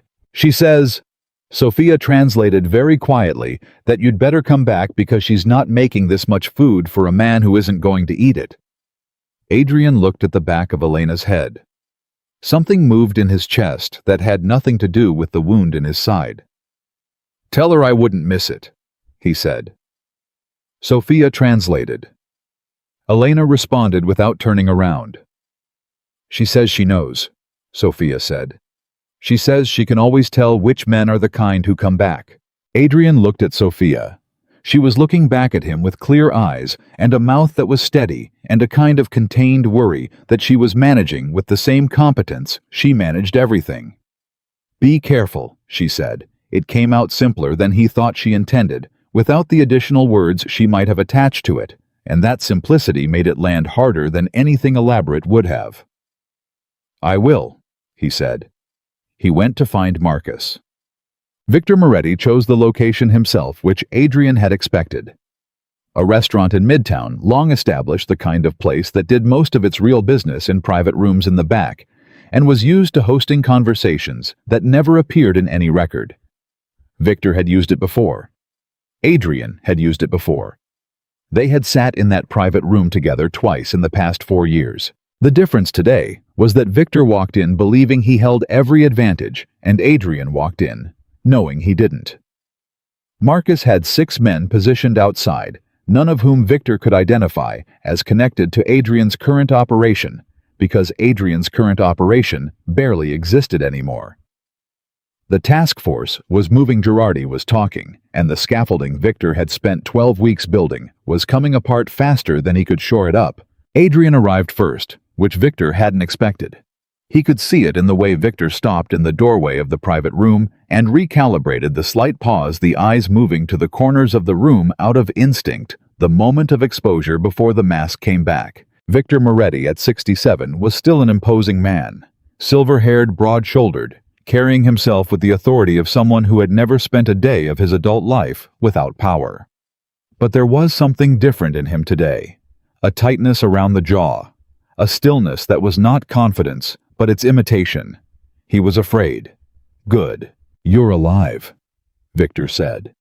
He crossed to the chair across from Adrian and sat down, and his voice was even, and nothing in his face admitted to anything. "I am," Adrian said. "I'm glad." Victor looked at him across the table. "There was an incident. I heard—" "Victor." Adrian said his name the way you say the name of someone you've known for 30 years, quietly, with its full weight. "Don't." A pause. Victor looked at the table. When he looked up, something had shifted behind his eyes, not confession, not remorse, but the particular exhaustion of a man who has been performing a thing for too long and is running out of the energy required to keep performing it. "What do you want?" Victor said. "I want to understand," Adrian said. "Before this ends, I want to actually understand. Because you're the person who sat across from a 9-year-old boy and told him who he was supposed to become. And I need to know whether that was ever real or whether you were planning this from the beginning." Victor was quiet. "I'm not recording this conversation," Adrian said. "I'm not gathering evidence. I have all the evidence I need. I'm asking you as the person I thought you were before I found out who you actually are. Talk to me." A very long silence. Then Victor said, "You became something I didn't design." Adrian waited. "When your father died, I made a calculation." Victor looked at the table. "A boy 9 years old, talented but not ready. I could guide him, shape him, build something through him that I couldn't build through Gennaro. Your father was stubborn. He had his own vision. He never fully trusted what I brought to the table." He paused. "You were different. You were sharp. You absorbed everything, and you trusted me completely." "And then I outgrew the design," Adrian said. "You outgrew everything," Victor said, and there was something in his voice that was not quite bitterness and not quite pride, and was perhaps both at once. "You became the most powerful figure on the East Coast within 10 years of taking over. You made decisions I hadn't anticipated, expanded in directions I hadn't planned, built alliances I didn't broker." He looked up. "And I was still here. in the same position I'd been in for 30 years. Trusted, consulted, but never equal. This was about ego, Adrian said. This was about 30 years, Victor said sharply. 30 years of watching other men get credit for what I built. Your father. Then you. He stopped. I did what Gennaro wouldn't let me do, and then you inherited it. And you did it your way, and I was just the old man in the corner who remembered where the bodies were buried. Adrian looked at him. He felt the anger that he didn't allow himself to feel pressing at the edges of the composure he was maintaining, and he kept it there at the edges because Sophia had told him something about the difference between clarity and anger, and he had believed her. You tried to kill me 3 times, Adrian said. Yes. You put your hand on my shoulder 2 hours before the 3rd attempt and said safe home. Victor said nothing. I want you to explain that to me, Adrian said, because I've been trying to understand it and I can't get there. Safe home. From the man who had already arranged. I didn't want you to die badly, Victor said. It came out quietly. That sounds like nothing. I know it sounds like nothing. But when I looked at you across that table, you were still Gennaro's boy. Even now. Even after everything. He looked at his hands. I wanted it to be clean. I wanted it to be quick. I wanted it to not be me in that room doing it myself. The room was very quiet. You wanted someone else to carry the weight of it, Adrian said. Yes, and the poor maid who found me in the garage, Adrian said. The woman your men are currently trying to locate. She's someone you've never met. Someone who has nothing to do with any of this. Someone who made a choice to help a stranger who was bleeding and now has your men going through her building looking for her. He held Victor's eyes. Did you think about that when you gave that order? She's a loose end, Victor said. The words were steady, and the steadiness made them worse. She's a person, Adrian said, who saved my life and asked for nothing in return, and has spent the past 4 days trying to keep me from destroying whatever was left of what you tried to take. His voice remained level, but only just. She's someone's granddaughter. She's someone who tried to do the right thing in a hospital and had her career demolished by people with power, and is still somehow the most decent human being I've encountered in 20 years of knowing almost exclusively the other kind. He leaned forward slightly. Call off Bassi and Reyes. Now. In front of me. Victor looked at him. That's the only thing I'm asking for in this room, Adrian said. Not for myself, for her. A silence. And if I don't, Victor said, then the documentation that's already sitting with the federal task force includes 3 additional pieces of evidence that specifically tie you to the attempts on my life with individual charges that carry mandatory minimums that your attorney will not be able to negotiate around. I've been careful about what I've given them so far. He met Victor's eyes. I can be less careful. Victor stared at him. Or, Adrian said, you make 2 calls. You stand down your men. And when the task force comes for you, which they will, Victor, because Girardi is already giving them everything, you don't add the attempted murder of a hotel housekeeper to the charges you're going to be answering for. Victor looked at the table for a long time. Then he picked up his phone. Adrian watched him make the first call. Watched him make the second.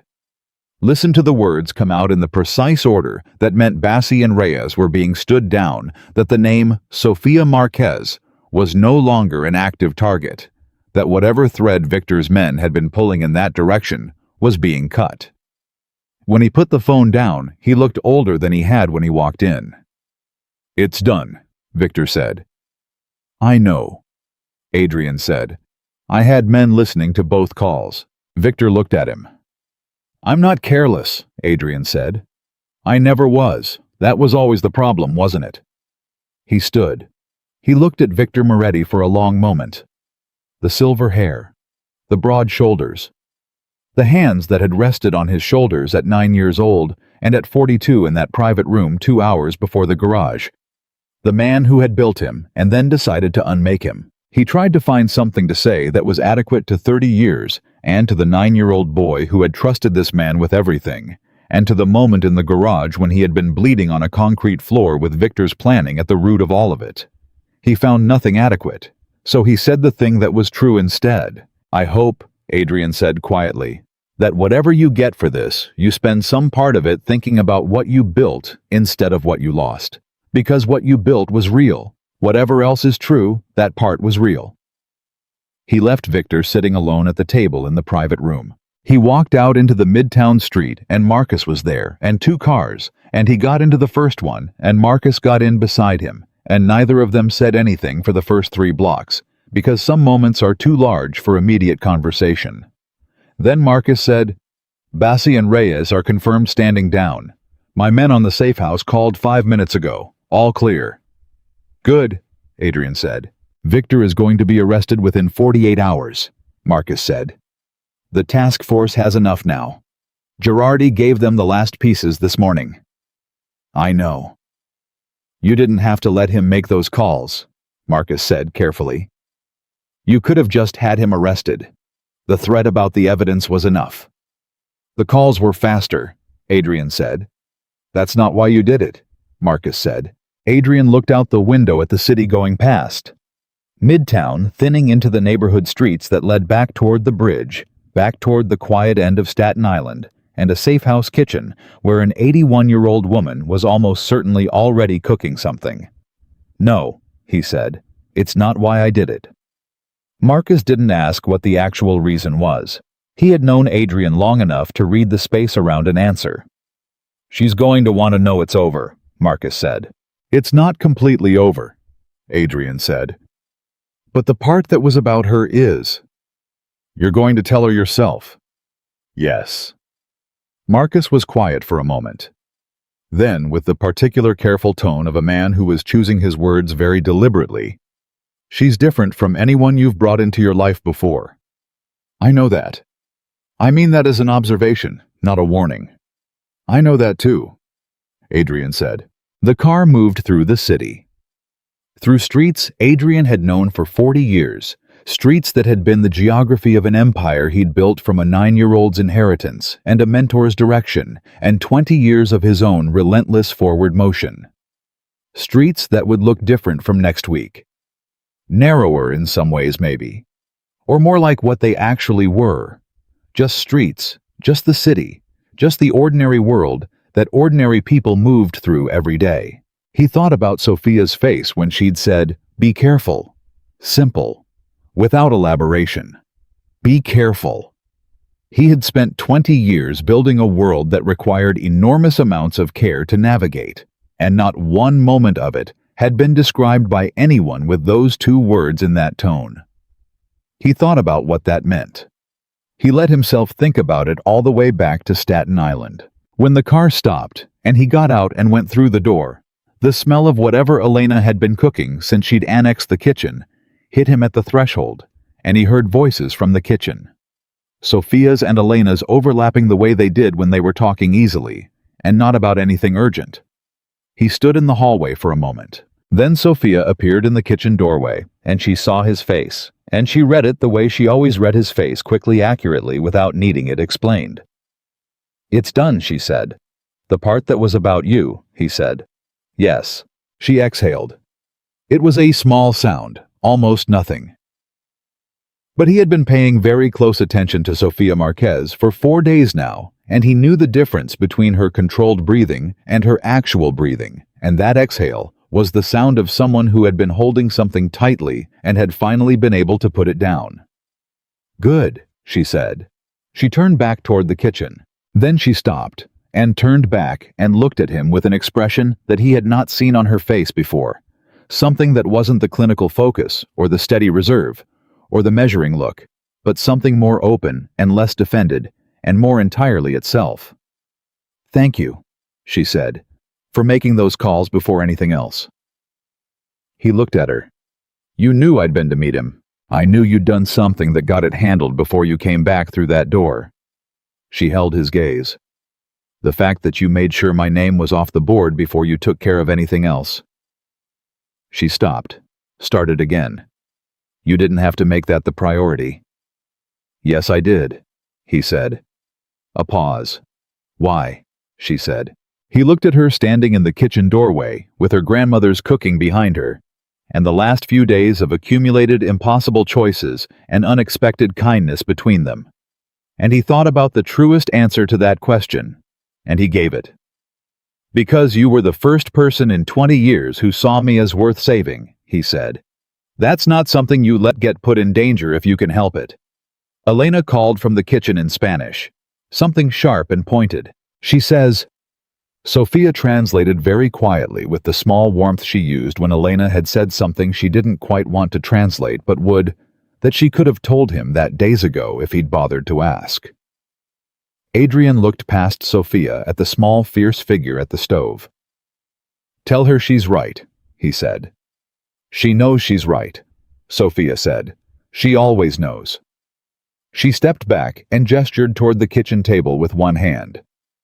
Come eat, she said. And he came in from the cold of everything that had just happened and sat at the table, and Elena put food in front of him, with the authority of someone who had decided long ago that feeding people was an act of love, and there was no occasion on which it wasn't appropriate. And for the first time in 20 years, Adrian Valenti sat at someone's table and did not calculate the cost of being there.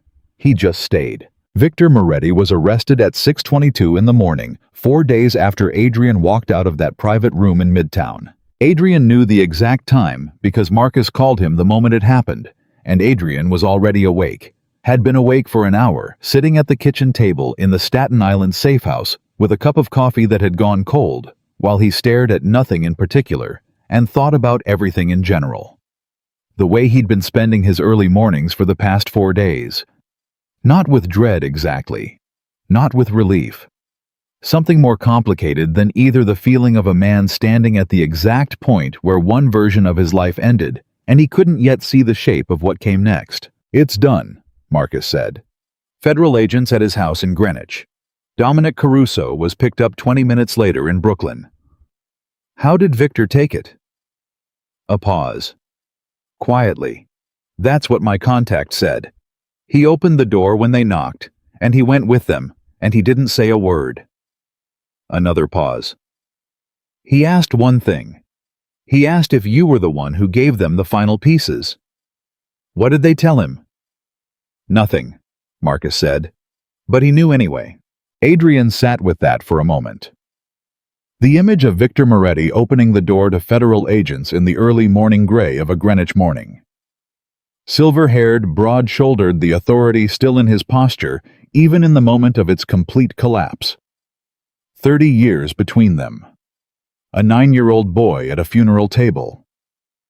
Safe home. All right, Adrian said. There's a meeting requested, Marcus said. The task force. They want to sit down with you in the next 48 hours. The cooperation framework needs to be formalized. There's going to be a process, Adrian. Attorneys' agreements, disclosure schedules. It's going to take months. I know. Your attorney is already on it. Girardi is cooperating fully, which actually helps your position considerably, since his testimony corroborates everything you've given them. The man who helped Victor try to kill me is helping my legal defense, Adrian said. That's how it works sometimes. I know how it works. He set down the cold coffee. What's the asset picture?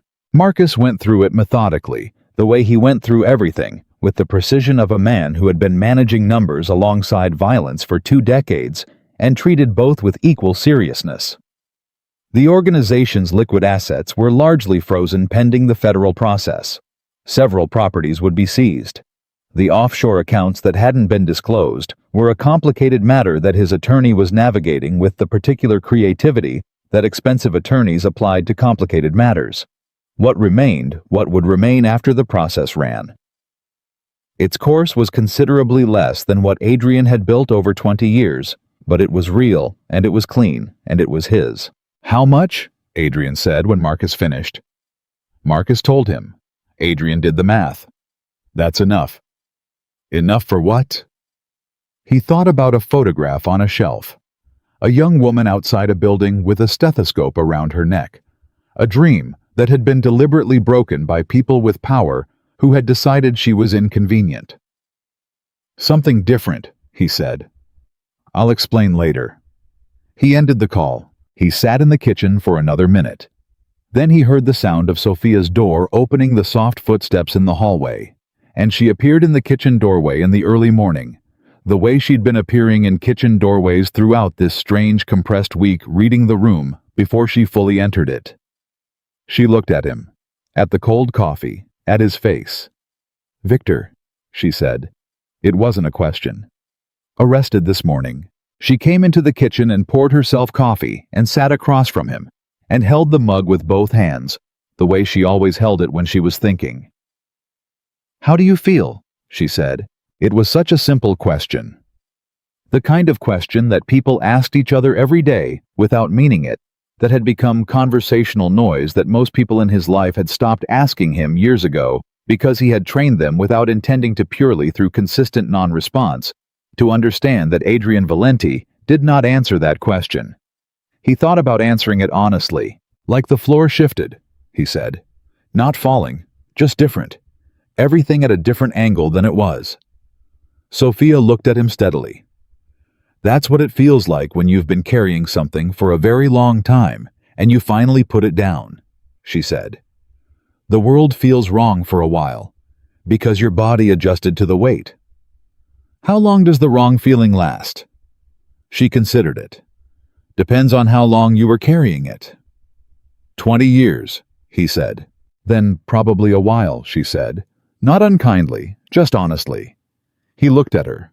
"I want to tell you something." She waited. "The money that's left after the federal process, I've been thinking about what to do with it." He held her gaze. "There's enough to build something. Not large, but real. A medical center. The kind that doesn't require the right insurance, or the right address, or the right last name. The kind where someone like Robert Cardenas gets seen the same morning he walks in with chest pain." He paused. "I need someone who understands how those places actually work, who's been inside that system and knows where it breaks and how to build something that doesn't break in the same places." Sophia was completely still. "I'm not asking you to thank me," he said. "I'm not doing it because of you. I'm doing it because it's the right use of what's left of something that was built wrong." He paused. "But I would like to build it with someone who knows what they're doing, if that person wanted to be involved." She looked at him for a long time. Long enough that he began to wonder if he had miscalculated something, read a situation incorrectly, made an assumption that he had no right to make.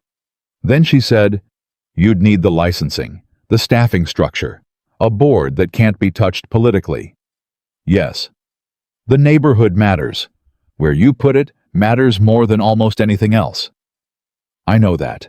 And the funding model has to be sustainable, not dependent on one source, not dependent on one person." She held his eyes. "What happens to the patients if the person funding it has a legal complication 3 years from now?" "I've thought about that," he said. "The structure would need to be independent of me from the beginning, fully endowed, legally separate, so that what happens to Adrian Valenti is irrelevant to whether the lights stay on." She was quiet. "Sophia, I'm thinking," she said. He waited.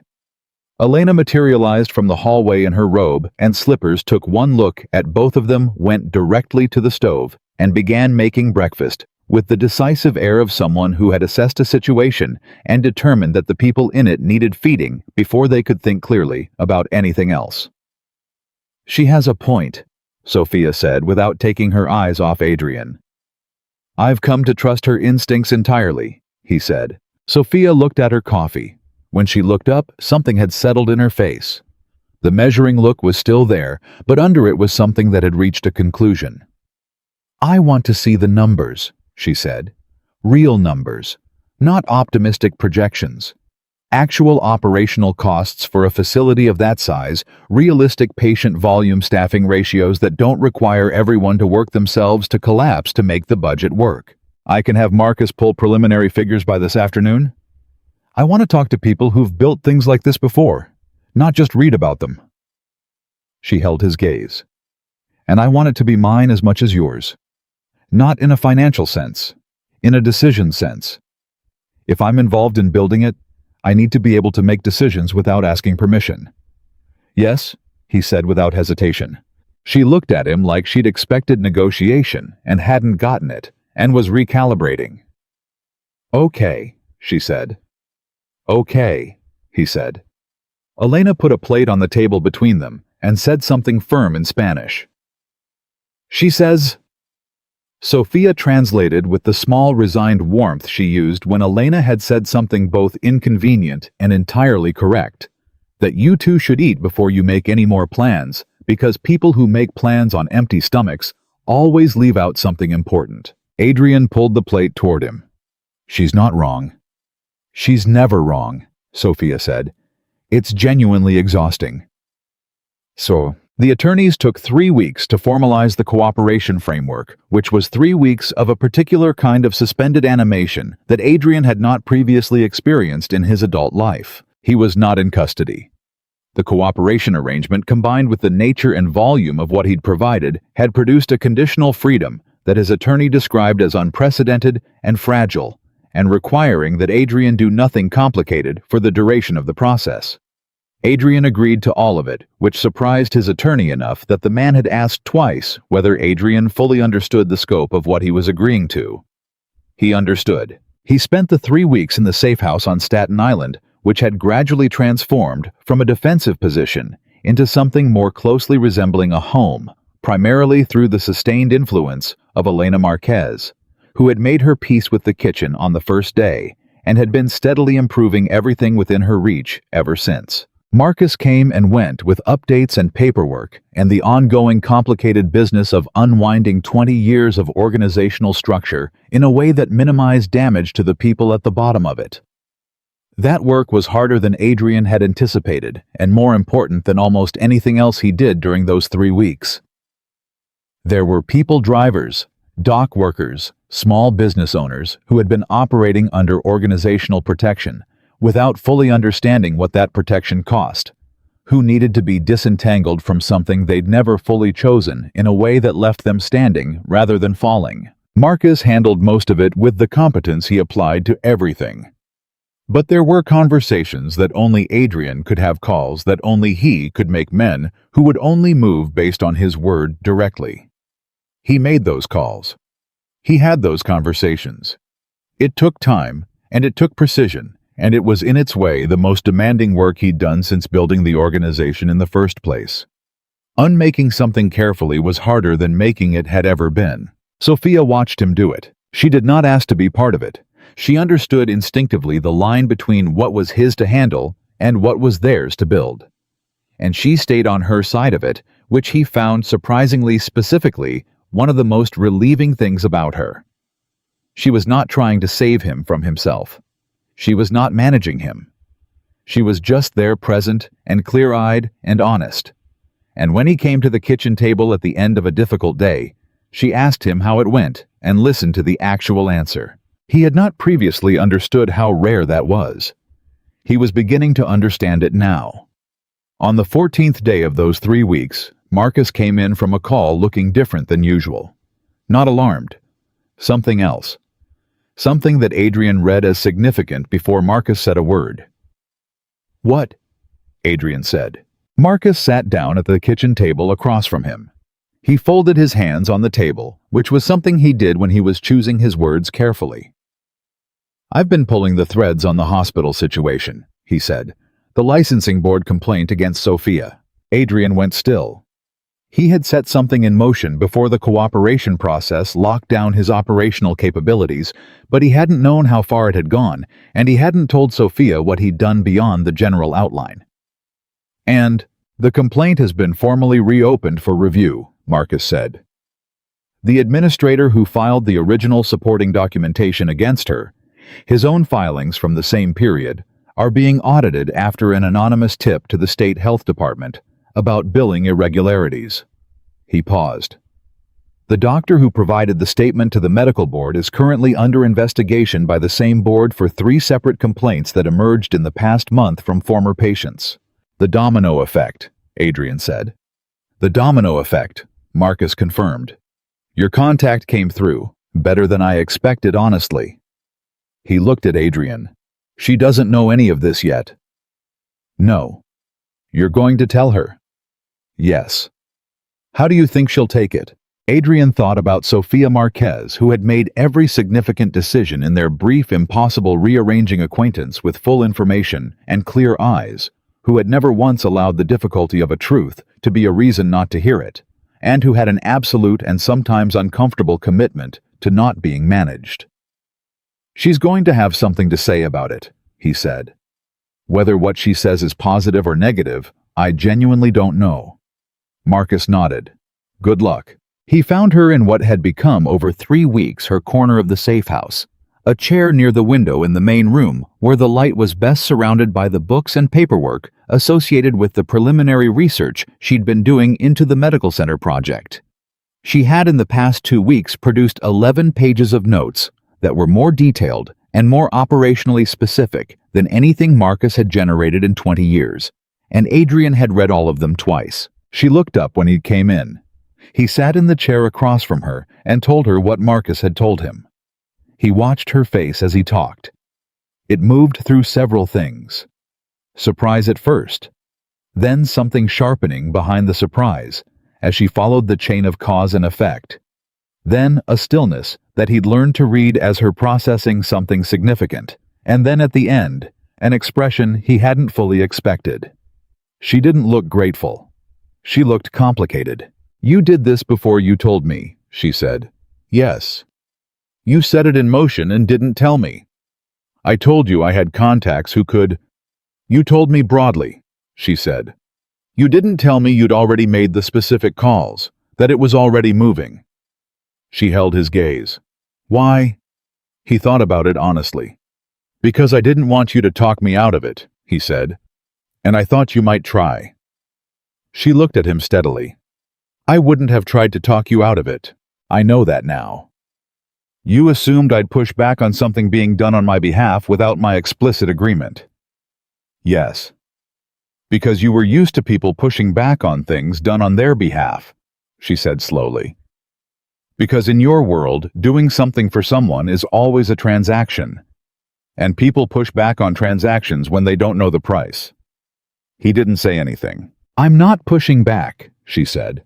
I want to be clear about that. What you did, if it means the licensing complaint gets reconsidered, if it means what happened to Robert Cardenas doesn't stay buried forever. She stopped. Something moved through her face that she controlled, but not entirely. I'm not pushing back. But, he said, but next time you do something that involves my life, she said, tell me first. Not to get permission, just tell me. Let me know what's happening in my own story. She held his eyes. Is that fair? Yes, he said. It's more than fair. She looked at him for a moment longer. Then she picked up her notebook and uncapped her pen and said, I found a property. He blinked. What? For the center. I've been looking at locations for 2 weeks. There's a building in the Bronx 15 minutes from Yankee Stadium that's been sitting empty for 3 years. It's the right size, the right configuration.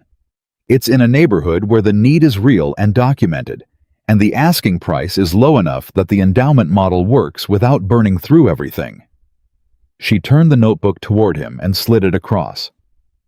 I talked to a contractor Marcus connected me with on Tuesday. The renovation estimate is here. He looked at the notebook, at the numbers, at the building assessment she'd had done, the demographic research, the preliminary staffing model. 11 pages of the clearest, most grounded planning he'd seen in years. You've been doing this for 2 weeks, he said. I said I wanted to be involved, she said. I didn't say I was going to wait around. He looked at the notebook for a long time. Then he looked at her. It's exactly right, he said. The location, the model, all of it. I know, she said, not with arrogance, with the simple confidence of someone who has done the work and knows they've done it well. I've been planning this in one form or another since I was 22 years old. I just needed the resources to make it real. You have them now, he said. She held his gaze. We have them now, she corrected. The word landed differently than he expected.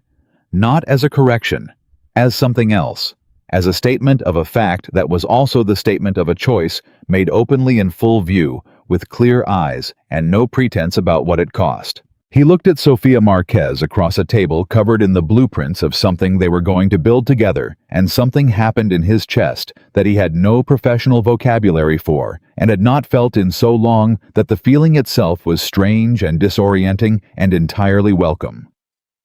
"Sofia," he said. "Don't make it complicated," she said, but there was warmth in it. The warmth she used when Elena said something inconveniently accurate. "Let's just build the thing."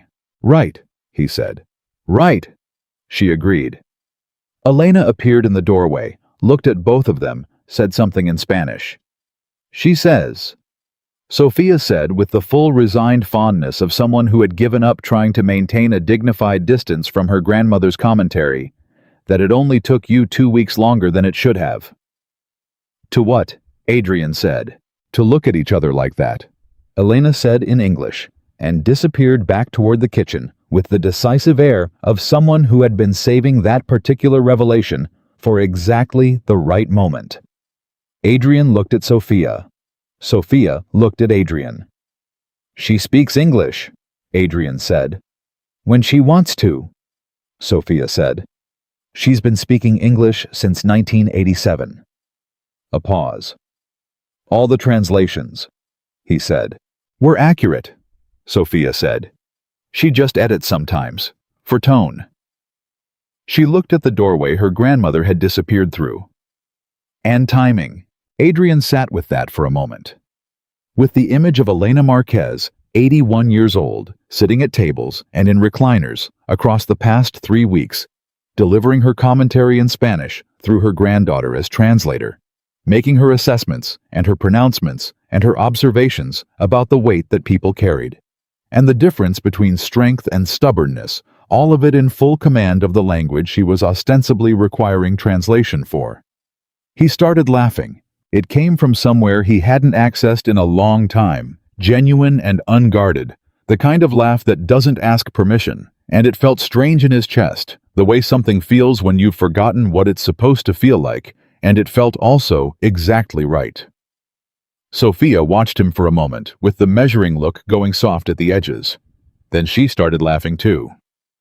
The formal cooperation agreement was signed on a Thursday morning in a federal building in Lower Manhattan, with his attorney on one side of him and Marcus on the other, and a federal prosecutor across the table who had the expression of someone who had seen a lot of things in their career and was filing this one in a special category.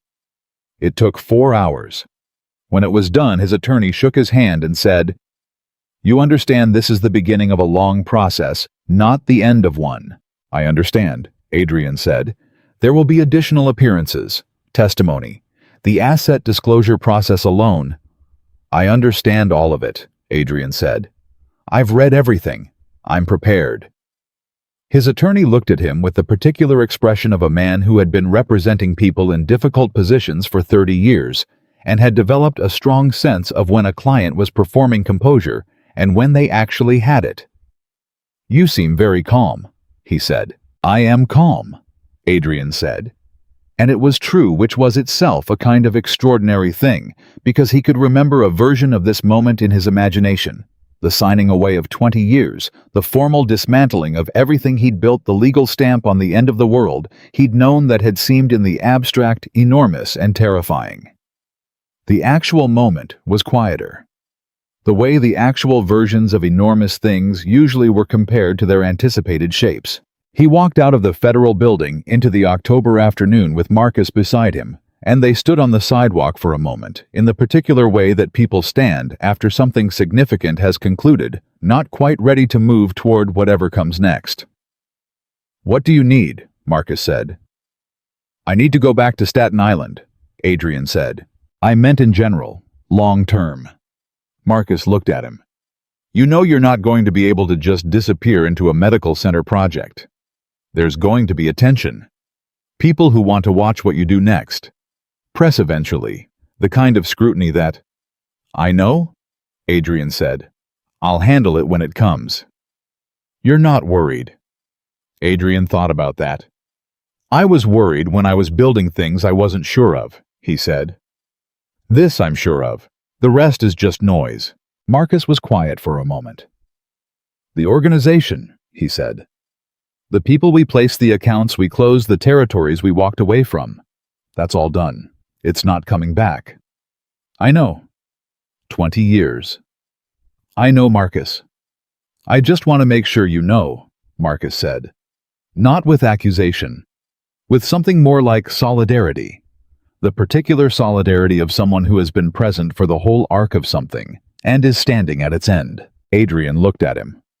Marcus Leone, who had been at his side for 15 years, who had run operations and carried information and held the organizational machinery together through the past month of controlled demolition, with the same steady competence he brought to everything.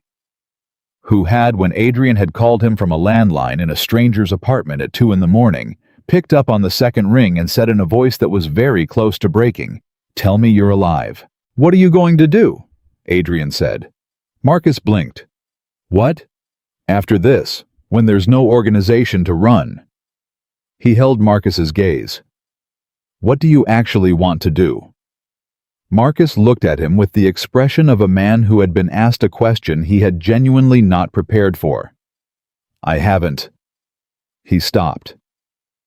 "I don't know," he said. It came out sounding surprised at itself.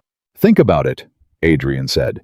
"Because whatever it is, if you need anything from me to make it real, you have it." Marcus looked at him for a long moment. Then he did something he almost never did. He dropped the professional composure for about 3 seconds and let his face be just a face.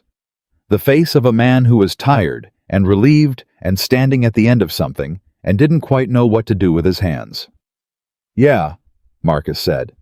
"Okay." "Okay," Adrian said. He got in the car. The drive back to Staten Island took 45 minutes in the afternoon traffic, and Adrian spent it looking out the window at the city that had been the landscape of his entire adult life. He had made this drive 1,000 times through 1,000 versions of this city's afternoon light, in cars that were better armored and better driven than this one, on his way to places that were larger and more powerful than a safe house kitchen, where an 81-year-old woman was almost certainly already planning dinner. He had never made it feeling quite like this. The quiet was the thing that kept surprising him.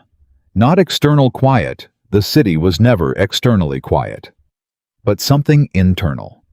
Something in the place where the constant operational hum had lived for 20 years.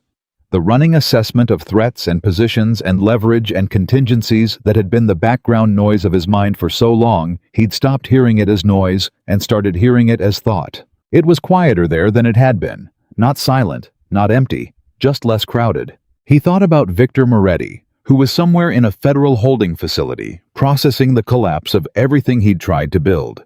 He thought about the 9-year-old boy at the funeral table, and the man who had sat across from him, and the 30 years between that moment and the moment in a midtown restaurant, when Adrian had watched the same man make 2 phone calls, and had understood finally completely what the past 3 decades had actually cost both of them. He didn't feel anger when he thought about Victor now. He wasn't certain what he felt. Something adjacent to grief, maybe. The loss of something that had never been quite what it seemed, mourned not for what it was, but for what it could have been if different choices had been made by different people at different moments along a 30-year road. "You became something I didn't design." Victor had said it like an accusation. But Adrian had been turning it over for 2 weeks, and somewhere in the turning, it had become something else. Not an accusation, a fact. He had become something outside the design.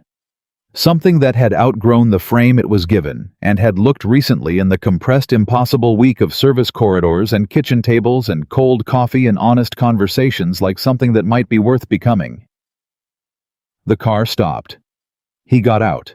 He went inside, and the smell of Elena's cooking hit him in the hallway, and he heard voices from the kitchen, and he stood in the hallway for a moment longer than necessary, because the moment was worth standing in. Then Sophia appeared in the kitchen doorway, and saw him, and read his face the way she always read his face. "How was it?" she said. "Done," he said. "How do you feel?" He thought about the quiet in the place where the operational hum used to live. He thought about 45 minutes of afternoon light through a car window and a city that looked different than it had the day before. He thought about the floor shifting and the world at a different angle and the body adjusting to the absence of weight it had been carrying for 20 years. Like something ended, he said. And something else is starting, and I can't quite see what it looks like yet. She looked at him steadily. That's the right answer, she said. That means you're actually paying attention. I've been paying attention for a while. To operations, she said. To threats. To leverage. She held his gaze. I mean paying attention to what's actually in front of you. He looked at her standing in the kitchen doorway with her notebook tucked under one arm and her hair slightly disordered from a day of working, and the light from the kitchen behind her, and the sounds of Elena moving at the stove, and everything that had accumulated in the space between a service corridor at midnight, and this moment, all of it present and real and demanding to be acknowledged. I see what's in front of me, he said. She held his gaze for a moment. Then she said, Good. Because I found a contractor who can start the Bronx building assessment next week, and I need you to look at 3 documents tonight, and Elena is making arroz con pollo, which is not negotiable. None of those things are negotiable, Elena confirmed from inside the kitchen in English. Sophia looked at the doorway, looked at Adrian. She's been doing that all day, she said, just so you know. Apparently the translation service is discontinued. I offered a fair run, Elena said. 3 weeks is fair. Adrian looked past Sophia at Elena, who was standing at the stove with the complete moral authority of someone who has been running a very long game and has just chosen to reveal it. Elena, he said. She looked at him. Gracias, he said, for everything. She looked at him with her bright, sharp eyes, and something moved in her face that was warm and real and without pretense. You were always going to be fine, she said. I knew it the first night. How? Because you ate the eggs, she said simply. Men who are truly lost don't eat. Adrian stood in the hallway with that sitting around him, and he thought about a first morning at a kitchen table, running on blood loss and shock and the weight of 20 years and an 81-year-old woman who had put eggs in front of him without asking, and had apparently read his soul in the way he ate them. Come, Elena said, and turned back to the stove. Before it gets cold. He came into the kitchen. He sat at the table. Sophia sat across from him and opened her notebook and slid 3 documents in his direction without preamble, because that was how she operated directly and without ceremony. And he had learned to love that about her, the way you learn to love things that are exactly what they are, without apology. He picked up the first document. Page 4 is the important part, she said. He turned to page 4. They worked through dinner, the documents spread between the dishes. Elena refilling plates without being asked, and offering opinions on the staffing model that were, as far as Adrian could tell, entirely correct. The evening moved the way evenings moved in that kitchen now, with the comfortable rhythm of people who had figured out how to occupy the same space without performing it, without calculation, without the exhausting business of maintaining the careful distance that power required. At 9:30, Marcus called with a minor update on the asset disclosure timeline that required 20 minutes of conversation in the hallway. Adrian handled it and came back to the kitchen to find Sophia reviewing the contractor documents with a red pen and Elena asleep in her chair with the television on quietly in the other room. He sat back down. Sophia looked up. Sophia, one more thing, she said. She reached into the notebook and pulled out a single sheet, handwritten rather than printed, and pushed it across the table. I've been thinking about the name. He looked at the sheet. A list. 7 options, each one thoughtful, each one carrying some version of what they were trying to build. He read through them slowly. At the bottom of the list, the 7th option was written differently than the others. Not a name exactly, a direction, something Cardenas she'd written. For Robert. He looked up at her. She met his eyes. He's the reason I know what we're building needs to exist, she said. And his wife never got to say his name in public because of the settlement. I want someone to say it somewhere that matters. Adrian looked at the sheet for a long time. Yes, he said. She nodded, took the sheet back, and made a mark next to the seventh option. We'll figure out the exact name later, she said, but that's the direction. Agreed, he said. She capped her pen and closed the notebook and stretched her arms over her head with the unself-conscious exhaustion of someone who has done a full day's work and knows it. I have a shift at the hotel tomorrow morning, she said. Last one. I gave notice yesterday. He looked at her. You didn't tell me. It was my decision to make. She said it without any edge, just as a fact. But I wanted you to know. How did it feel? She thought about it. Strange, she said. That building is where I found you. It felt like closing something. She paused. And also like starting something. Both things at once, he said. Always, she said. She picked up her notebook and stood. Get some sleep, she said. You look like someone who signed a lot of federal documents today. I did. Sleep fixes that, she said. Most things, actually. She went toward the hallway. At the door she turned. The light from the kitchen made her face clear and warm and entirely itself, without the clinical distance, or the careful reserve, or the measuring look. Just Sophia Marquez, looking at him the way you look at someone you have chosen knowingly, and with full information, and without reservation. Adrian, she said. Yes. I'm glad you didn't die in that parking garage. He held her gaze. So am I, he said. More now than I was then. She nodded once, like that was the right answer, like she'd been waiting to hear it confirmed. Then she said goodnight and went to her room, and the kitchen settled into the quiet sounds of Elena breathing in her chair in the other room, and the city outside doing what cities did, and Adrian sat alone at the table with the documents they'd been building something from and thought about the word we. We have them now. He had not said that word in the plural, and meant it in a long time. Not in any way that counted. Not in any way that wasn't operational, wasn't calculated, wasn't one half of a transaction. He meant it now. That was new. That was, he thought, sitting in the Staten Island kitchen at 9:40 at night with arroz con pollo in his stomach, and federal documents on the table, and an old woman asleep in the next room, and the sound of Sophia's door closing softly down the hall. That was perhaps the most important thing that had happened to him in 20 years.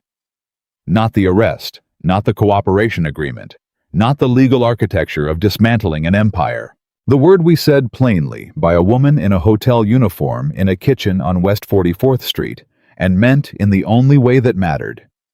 He turned off the kitchen light. He went to bed. For the first time in longer than he could measure, he slept through the entire night. The Bronx building had been empty for 3 years, and it showed. Adrian walked through it on a Tuesday morning in November with Sophia beside him, and a contractor named Ray Fuentes behind them. And Ray kept stopping to point out structural issues and ventilation problems and a water damage situation on the 3rd floor that he described with the particular grim enthusiasm of a man who loved problems he knew how to solve. Adrian followed the assessment and asked the right questions and took notes. But what he was mostly aware of was Sophia. She moved through the building the way she moved through everything quickly, with total attention. Her notebook open, her pen, moving, her eyes going to corners and configurations that he would not have known to look at. She asked Ray questions that stopped him mid-sentence twice because they were more specific than he'd expected from someone who wasn't a contractor. She stood in the center of what would eventually be the main intake area, turned a slow circle and said, "We need the waiting space to feel like a waiting space in a place where people want to be. Not a waiting space in a place where people feel like they have no other options." Ray looked at her. Most medical facilities are designed for efficiency, she said. Not for the person sitting in the chair for 3 hours wondering if they can afford what comes next. She looked at the space. Natural light, real chairs, not plastic. Something on the walls that isn't a poster about washing your hands. She turned to Adrian. It costs almost the same to do it right as to do it like every other clinic in this zip code. Then we do it right, he said. Ray wrote something in his own notebook. That's going to add about 3 weeks to the timeline. That's fine, Sophia said, and moved toward the hallway without looking back.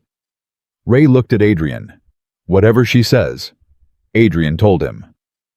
Ray nodded slowly in the manner of a man who had just recalibrated who was actually running this project. Right, he said, and followed her. The building assessment took 4 hours. When they came out into the November afternoon, Sophia had 12 pages of new notes, and Ray had a list that he described as ambitious but manageable, which Adrian had come to understand was contractor language for expensive but possible. They stood on the sidewalk outside, and Ray went through the high points of what needed to happen and in what order, and Adrian listened, and Sophia interrupted twice, with corrections that Ray accepted without argument the second time. When Ray left, they stood on the sidewalk for a moment in the thin November light. 6 months, Sophia said. If Ray hits his timeline, which he will, because I'm going to make sure he does. He seems to understand that already, Adrian said.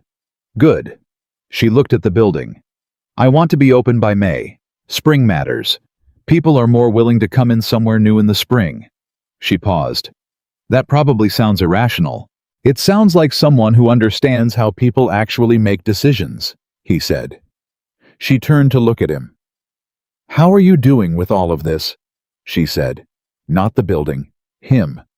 She asked it the way she asked everything directly, with the full intention of actually hearing the answer. He thought about the past 6 weeks, the attorney meetings and the federal appearances, and the careful unwinding of 20 years, and the particular strange experience of becoming progressively and in public someone different from the person he had been. The press had found the story 3 weeks ago predictably, and the coverage had been the kind that took a long time to read and longer to sit with. Some of it was accurate. Some of it was the version of events that served the narrative best. None of it had prepared him for the specific experience of reading his own life described from the outside. Some days it's fine, he said honestly.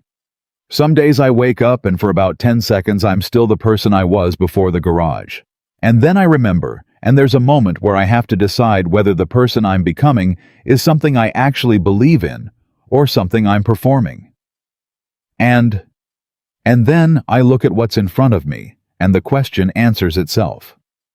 She held his gaze. That's a good answer? It's a true one, he said. I'm trying to only give those now. She almost smiled. Only trying? It's a habit in progress, he said. She did smile then. The real one, unguarded and brief, and entirely itself. She turned back toward the building, and he turned with her, and they stood looking at it together, the empty windows, the facade that Ray was going to fix the door that would eventually open to people who needed somewhere to go and hadn't had it. Robert Cardenas Community Health Center, she said, quietly, like testing the weight of it. Yes, he said. His wife called me last week, Sophia said. Adrian looked at her. After the licensing board reopened my case, the story got out in the medical community about what had happened at the hospital. Someone talked. I don't know who. She paused. His wife saw my name. She found my number. She called to say thank you. What did you say? I said I was sorry it took this long. Her voice was level, but under it was something that cost her. I said I was sorry I couldn't stop what happened to him. She told me that wasn't mine to carry. She paused. Then she asked what I was doing now. And I told her about the center, and she was quiet for a long time, and then she said that she wanted to come to the opening. She'll be there, Adrian said. I know she will. She looked at the building. That's why May matters. He looked at her profile in the November light, at the particular set of her face when she was carrying something important, and carrying it cleanly without drama, without setting it down when it got heavy. He had been watching her do that for 6 weeks. The way she navigated the press attention that had found her name after the hospital story broke with a composure that was not indifference but discipline. The way she handled the licensing board review, which required multiple appearances, and a written statement that she produced in one draft alone at 2 a.m, and which was the clearest and most honest document he had read in years. The way she managed Elena, who had opinions about everything from the building's layout to Adrian's attorney's tie, and who expressed those opinions freely, and at length, mostly in English, now that the translation project had been officially retired. He had been watching all of it. He had been trying to find the words for what he wanted to say for about 2 of those 6 weeks. He had been, in his own estimation, somewhat cowardly about it. "Sophia," he said. She was still looking at the building. "I need to tell you something." She turned to look at him with the full attention she gave everything. "Okay, I know the timing isn't. I know there's still the federal process, and the center, and 100 things in motion that are complicated and ongoing. And I know that what the past 2 months have been is not. This is not the version of how things are supposed to start." He held her gaze. "But I'm 42 years old, and I've been very precise and strategic about most things in my life, and it has gotten me exactly nowhere good. So I'm going to try something different." She waited. "I've been in love with you since approximately the 3rd morning in your grandmother's kitchen," he said. "I have not said it because there is always a reason to wait: the process, the legal situation, the timing, the 100 things in motion.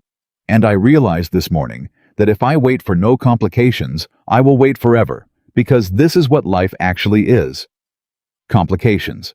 And I would rather be honest about this in the middle of all of them than be strategic about it and lose the chance." The sidewalk was quiet. Somewhere behind them, the city did what it always did. The November air was cold and direct. Sophia looked at him for a long time. "The 3rd morning," she said. "Yes." "When Elena made eggs." "When Elena made eggs," he confirmed. She was quiet for another moment. Then she said, "I have been trying to figure out what to do with the fact that the most honest person I've met in the past 5 years is a man who ran an organized crime empire for 2 decades. That's a reasonable conflict," he said. "I'm still working through it," she said. "I want to be honest about that." "I appreciate that." "But," she said, "the person in front of me right now is not the person who ran that empire. He's someone who has been choosing consistently and specifically to become something different. Every single day." She held his gaze. "And I have been paying attention to that." "I know you have.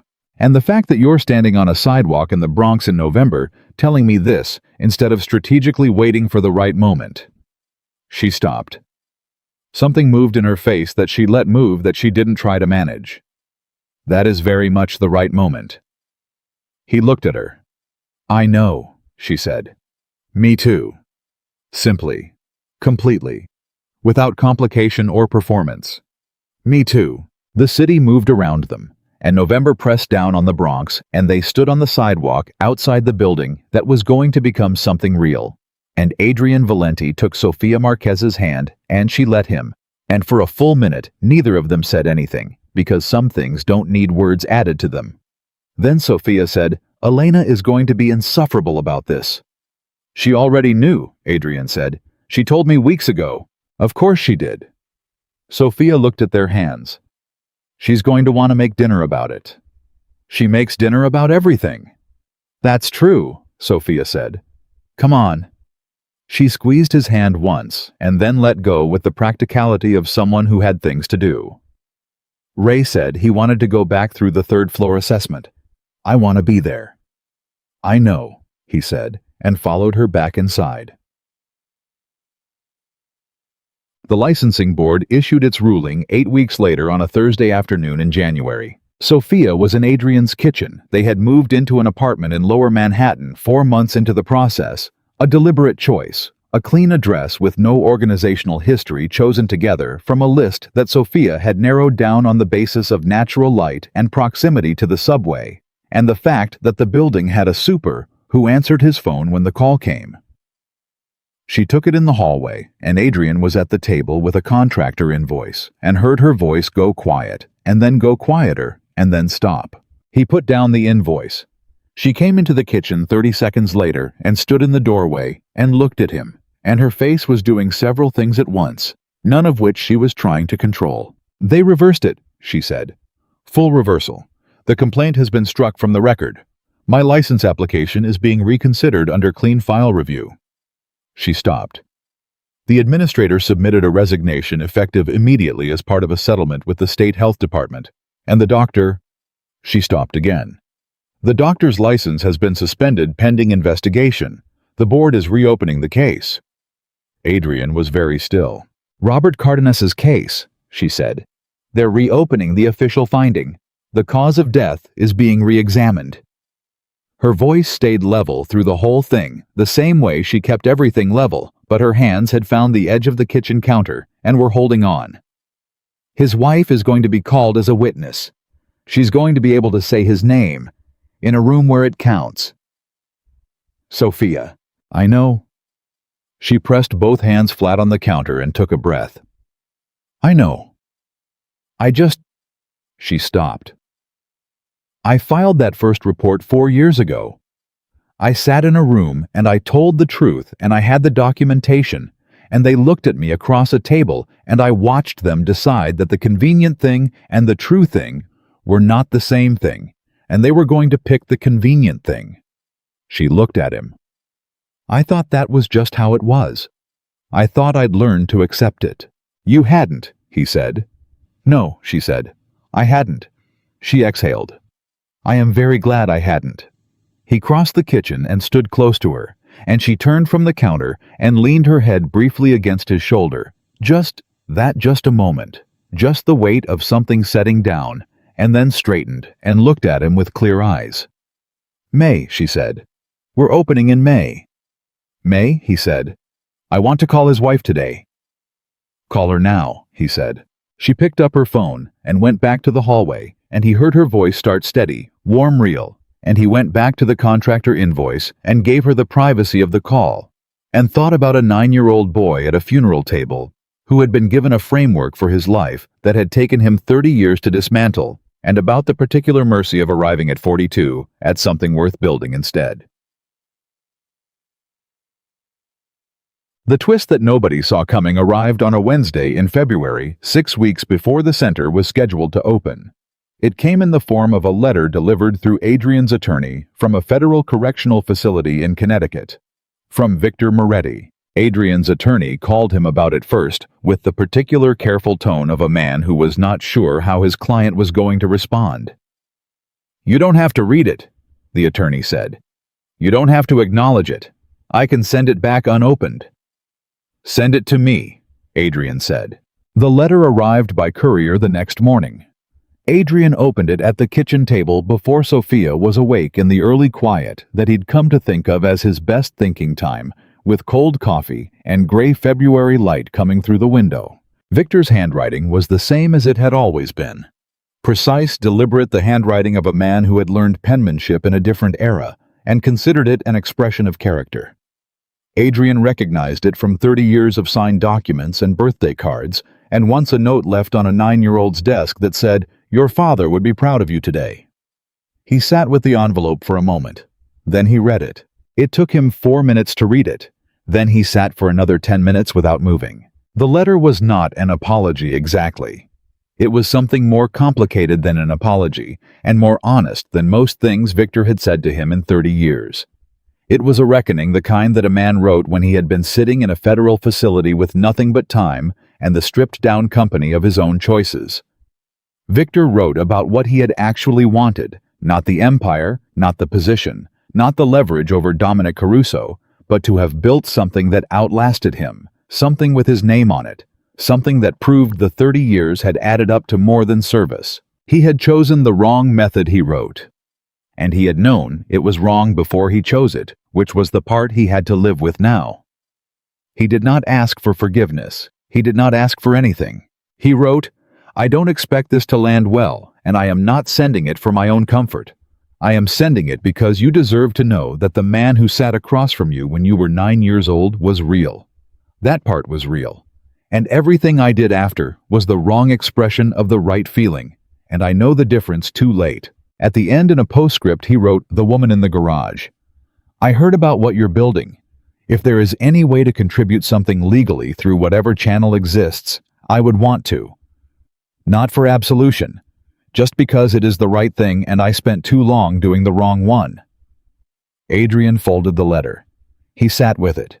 Sophia found him there 20 minutes later, came into the kitchen in the early morning the way she always did, read the table, read his face, read the folded letter beside the cold coffee, and sat down across from him without asking. He slid the letter across the table. She read it. He watched her face as she read it, the particular careful attention she gave anything in writing, the way her expression moved through the text. When she finished, she folded it back the way he'd folded it and set it on the table between them. "He wants to contribute to the center," she said. "Yes." "Financially, through legitimate channels?" "Yes." She looked at the letter. "What do you want to do?" "I want to know what you think," he said. She was quiet for a moment. "He tried to have you killed," she said. It wasn't an argument. Just the fact stated, placed on the table alongside everything else. "Yes. And he's writing from prison about the right thing."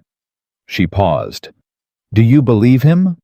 That the part he's describing the 9-year-old the real intention was genuine?" Adrian thought about it. He had thought about almost nothing else for the past 20 minutes. "Yes," he said. "I believe that part was real. I believe he became something else somewhere along the way, and the thing he became made choices that the original version of him would not have made." He looked at the letter. "I believe people are capable of being more than one true thing at the same time." "So are you," she said quietly. He looked at her. "The person who built the empire and the person who dismantled it are both real," she said. "You don't get to claim the second one without acknowledging the first. And he doesn't get to claim the original intention without acknowledging what he did with it." She paused. "But acknowledging something isn't the same as discarding it." "What would you do," he said, "if it were your decision entirely?" She thought for a long time. Long enough that the February light shifted slightly in the kitchen, and he heard Elena's alarm go off in the guest room down the hall, where she had installed herself 3 months ago, on the basis that the apartment had a spare room, and she was not living alone at 81, when there was a perfectly good spare room available. "I would accept it," Sophia said finally. "Not because he deserves the chance to feel better about himself, but because Robert Cardenas's name is going on that building, and if some part of what funds it comes from someone who is trying finally to do the one right thing he has left, then that's the story being true all the way through." She looked at Adrian. "Redemption isn't one decision. It's what you do with the decisions that are still available to you." He held her gaze. "You're extraordinary," he said. "I'm practical," she said. "Those aren't mutually exclusive." "No," she agreed. "They're not." She picked up his cold coffee, stood, and poured it down the sink. "I'm making fresh coffee," she said. "And then we need to call the attorney about the contribution process, because if Victor's assets are partially frozen, there are legal structures around accepting anything from him that we need to navigate correctly, and I don't want to do any of this wrong." "Of course not," he said. "And I want it documented clearly, where it came from and what it's for." She filled the coffee maker with the unhurried efficiency of someone at home in their own kitchen. No hidden history, no convenient omissions. If this center is going to stand for something, it stands for the whole truth, not just the comfortable parts. "Agreed," he said. Elena appeared in the kitchen doorway in her robe, looked at both of them, looked at the letter on the table, and said nothing for a full 3 seconds, which for Elena was a significant silence. Then she said in English, "Good," and went to her cabinet for her cup. The Robert Cardenas Community Health Center opened on the 14th of May on a Saturday morning, which Sophia had chosen because Saturdays were when the neighborhood was actually present, when the people the center was built for had time to come, when opening the doors felt like an invitation rather than an announcement. There was no ribbon cutting. Sophia had been specific about that. No ceremony that required people to stand outside waiting. The doors opened at 9 in the morning, and the center was simply there, open, ready, the lights on, and the staff in place, and the intake desk staffed by 2 people who had been trained at Sophia's particular insistence in every protocol about dignity and about never making a person feel like they were being processed. Adrian stood near the window in the main waiting area and watched it happen. The first person through the door was a woman in her 50s with a child of about 8. She came in and looked around, and Adrian saw her face do the thing that Sophia had described, and that he had been watching for: the slight involuntary loosening of the jaw, the adjustment of the shoulders, the almost imperceptible recalibration of someone who had expected one thing and gotten something different. Real chairs, natural light, something on the walls that was not a poster about hand washing. The woman at the intake desk stood and said good morning and asked how she could help, and the woman with the child told her, and they sat down together, and the intake form went out like a conversation, not a form. Adrian watched all of it. Sophia was moving through the center with the same focus she brought to everything, talking to staff, checking in on the intake process, stopping to say hello to the family who had just arrived, bending slightly to be at the child's eye level, and saying something that made him laugh. She was wearing the white coat she had put on that morning in their apartment, and it had looked like the most natural thing in the world on her, and Adrian had told her so, and she had said, "I'm not a doctor yet," and he had said yet. Marcus arrived at 10, which surprised Adrian, who had not known he was coming.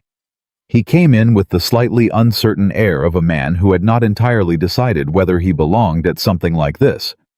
He stood near Adrian and looked around the space and said nothing for a moment. "You came?"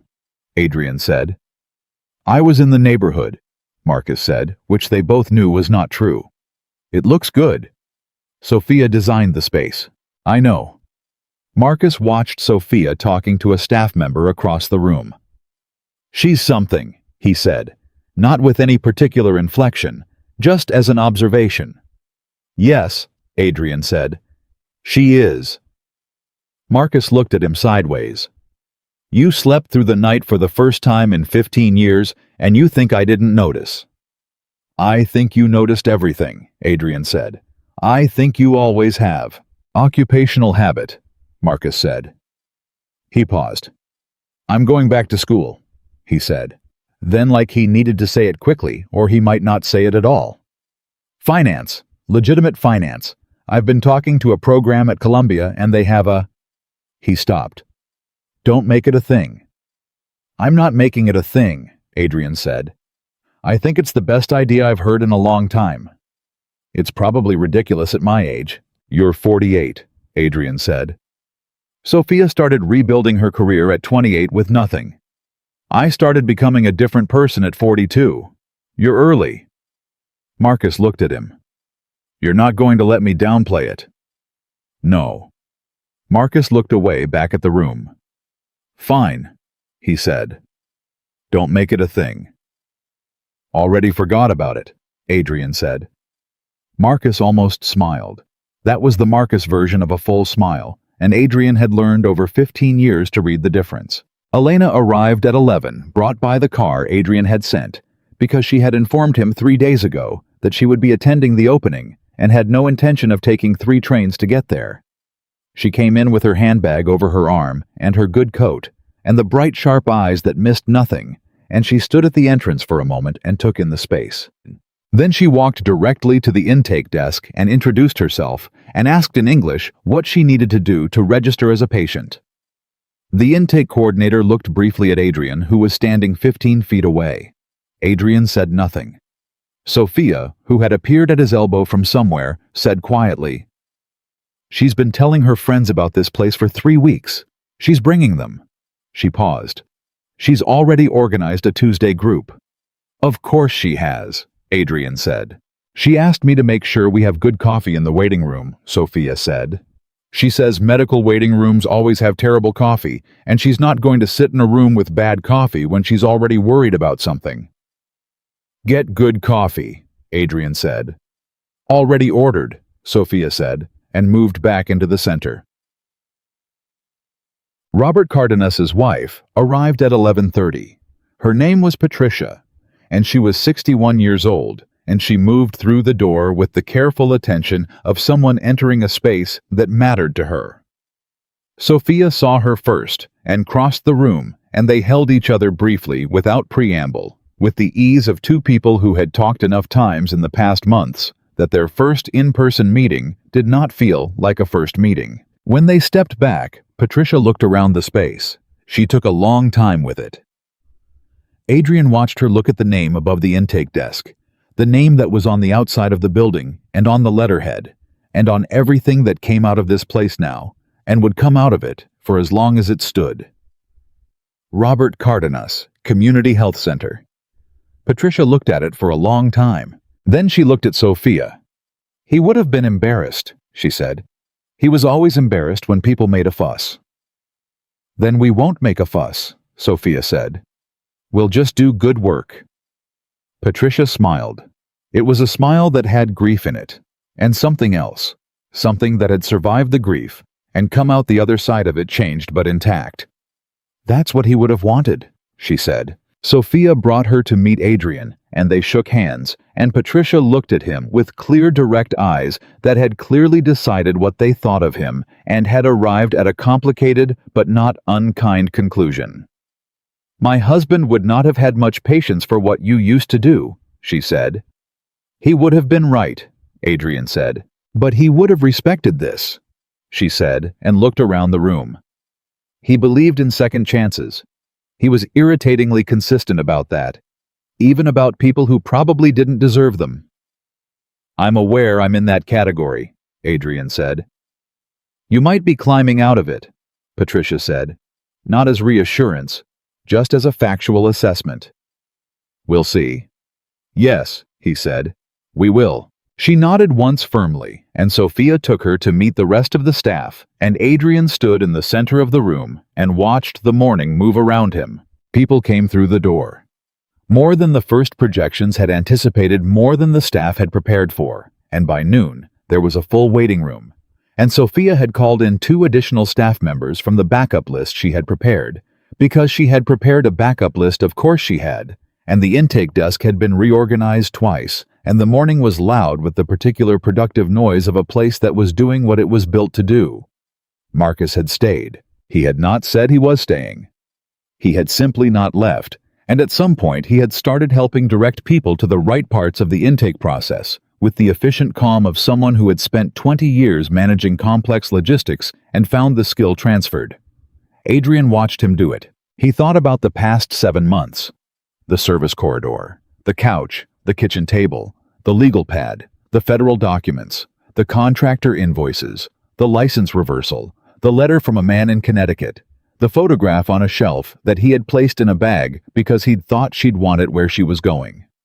He thought about the particular shape of the life he had been building for 20 years, and the shape of the life that had been possible all along underneath it waiting. At 12:30, Sophia found him near the window where he'd started the morning and stood beside him and looked out at the room at Patricia Cardenas, talking to Elena near the intake desk at Marcus, helping an elderly man navigate the registration process, at the staff moving with the focused energy of people who had trained for this and were discovering that the real thing was better than the training. Well, she said. Well, he said. It's real, she said. Yes. I wasn't entirely sure it would be, she said. In the beginning, I thought it might be one of those things that exists completely as an idea and then encounters reality and turns out to be impossible. Nothing you touch turns out to be impossible, he said. She looked at him sideways. That's not true. Name something. She thought about it. The coffee machine in the 3rd examination room was impossible for about 40 minutes this morning. That's the machine, he said. Not you. She almost laughed. Not quite, but almost. I'm going to need to do rounds, she said. Check in with every station, make sure the afternoon staff knows the updated intake flow. Talk to Ray about the 3rd floor timeline since we brought it forward. Go, he said. I'll be back by 2. I'll be here, he said. She started to move and then stopped and turned back and looked at him with the full, unguarded expression that she had been giving him intermittently since a November sidewalk in the Bronx, when he had finally been honest at the right moment instead of strategic. Thank you, she said, for all of this. Don't thank me, he said. This is yours. All of it. It's ours, she said. The same word she'd used months ago in the same simple way as a statement of a fact that was also a choice. All of it is ours. He held her gaze. Yes, he said. It is. She nodded and turned and walked back into the center with the same walk she'd had in a hotel service corridor at midnight 7 months ago. Purposeful and clear and entirely without waste, the walk of a woman who knew exactly where she was going. He watched her go.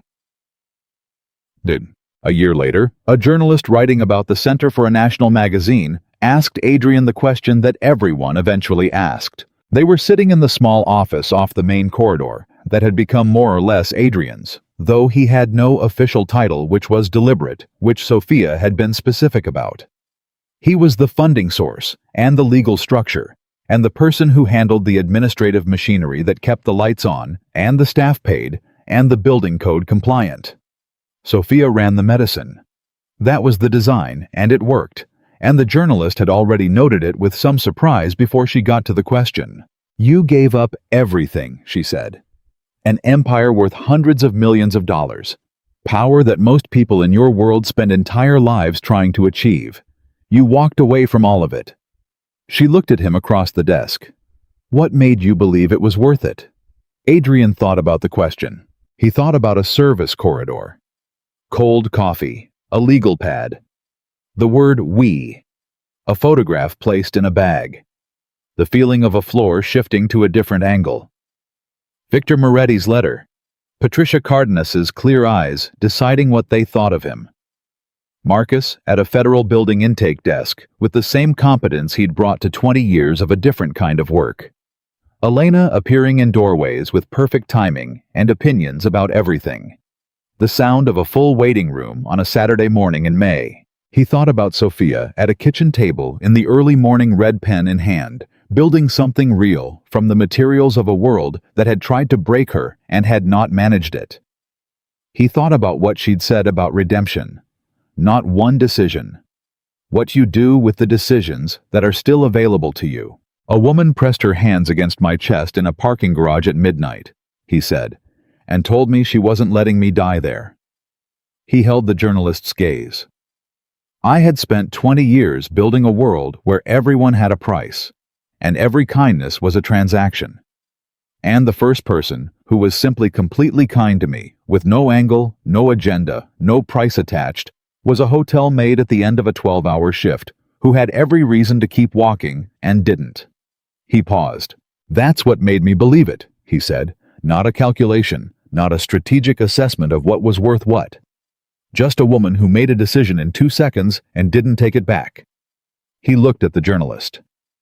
When the most powerful man in the room gets saved by the person everyone ignored, the least he can do is pay attention to what that means.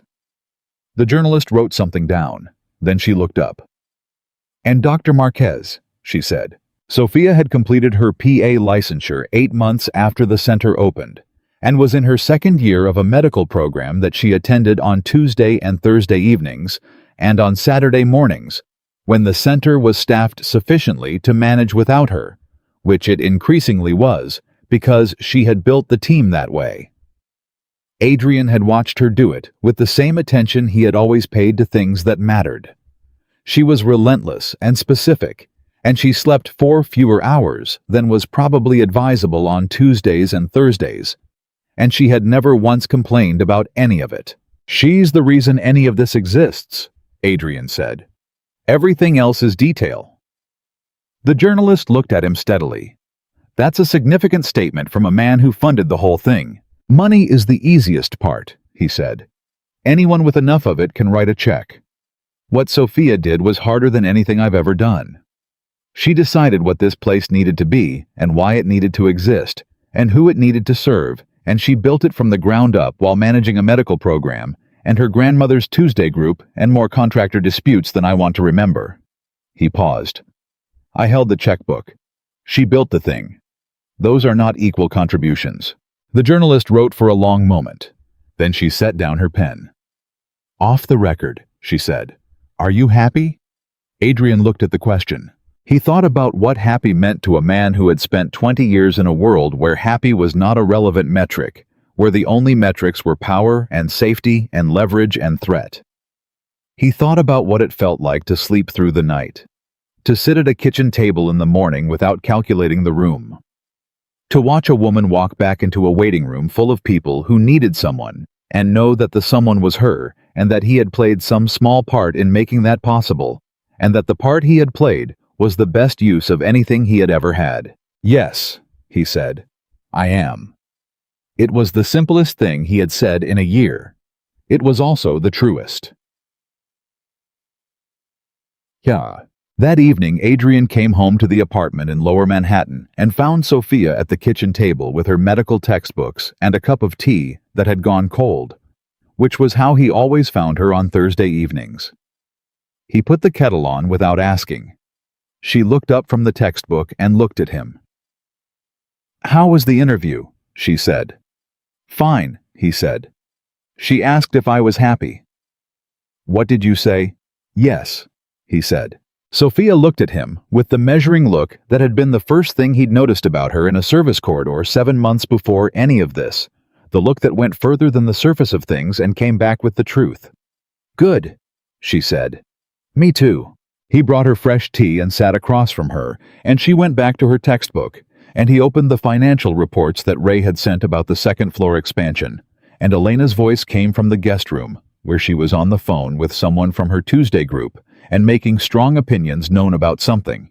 And the city did what it always did outside the window, and the apartment was warm and real and theirs.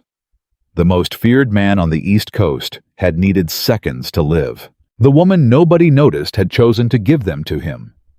And everything that mattered had begun in that choice, made in the dark, with no information, no guarantee, and nothing to gain except the life of a stranger who turned out to be worth saving after all. Some things are that simple, and some people are exactly who they appear to be at midnight in a service corridor, when the only thing left to decide is whether to keep walking or to stop. Sophia Marquez had stopped, and that had made all the difference.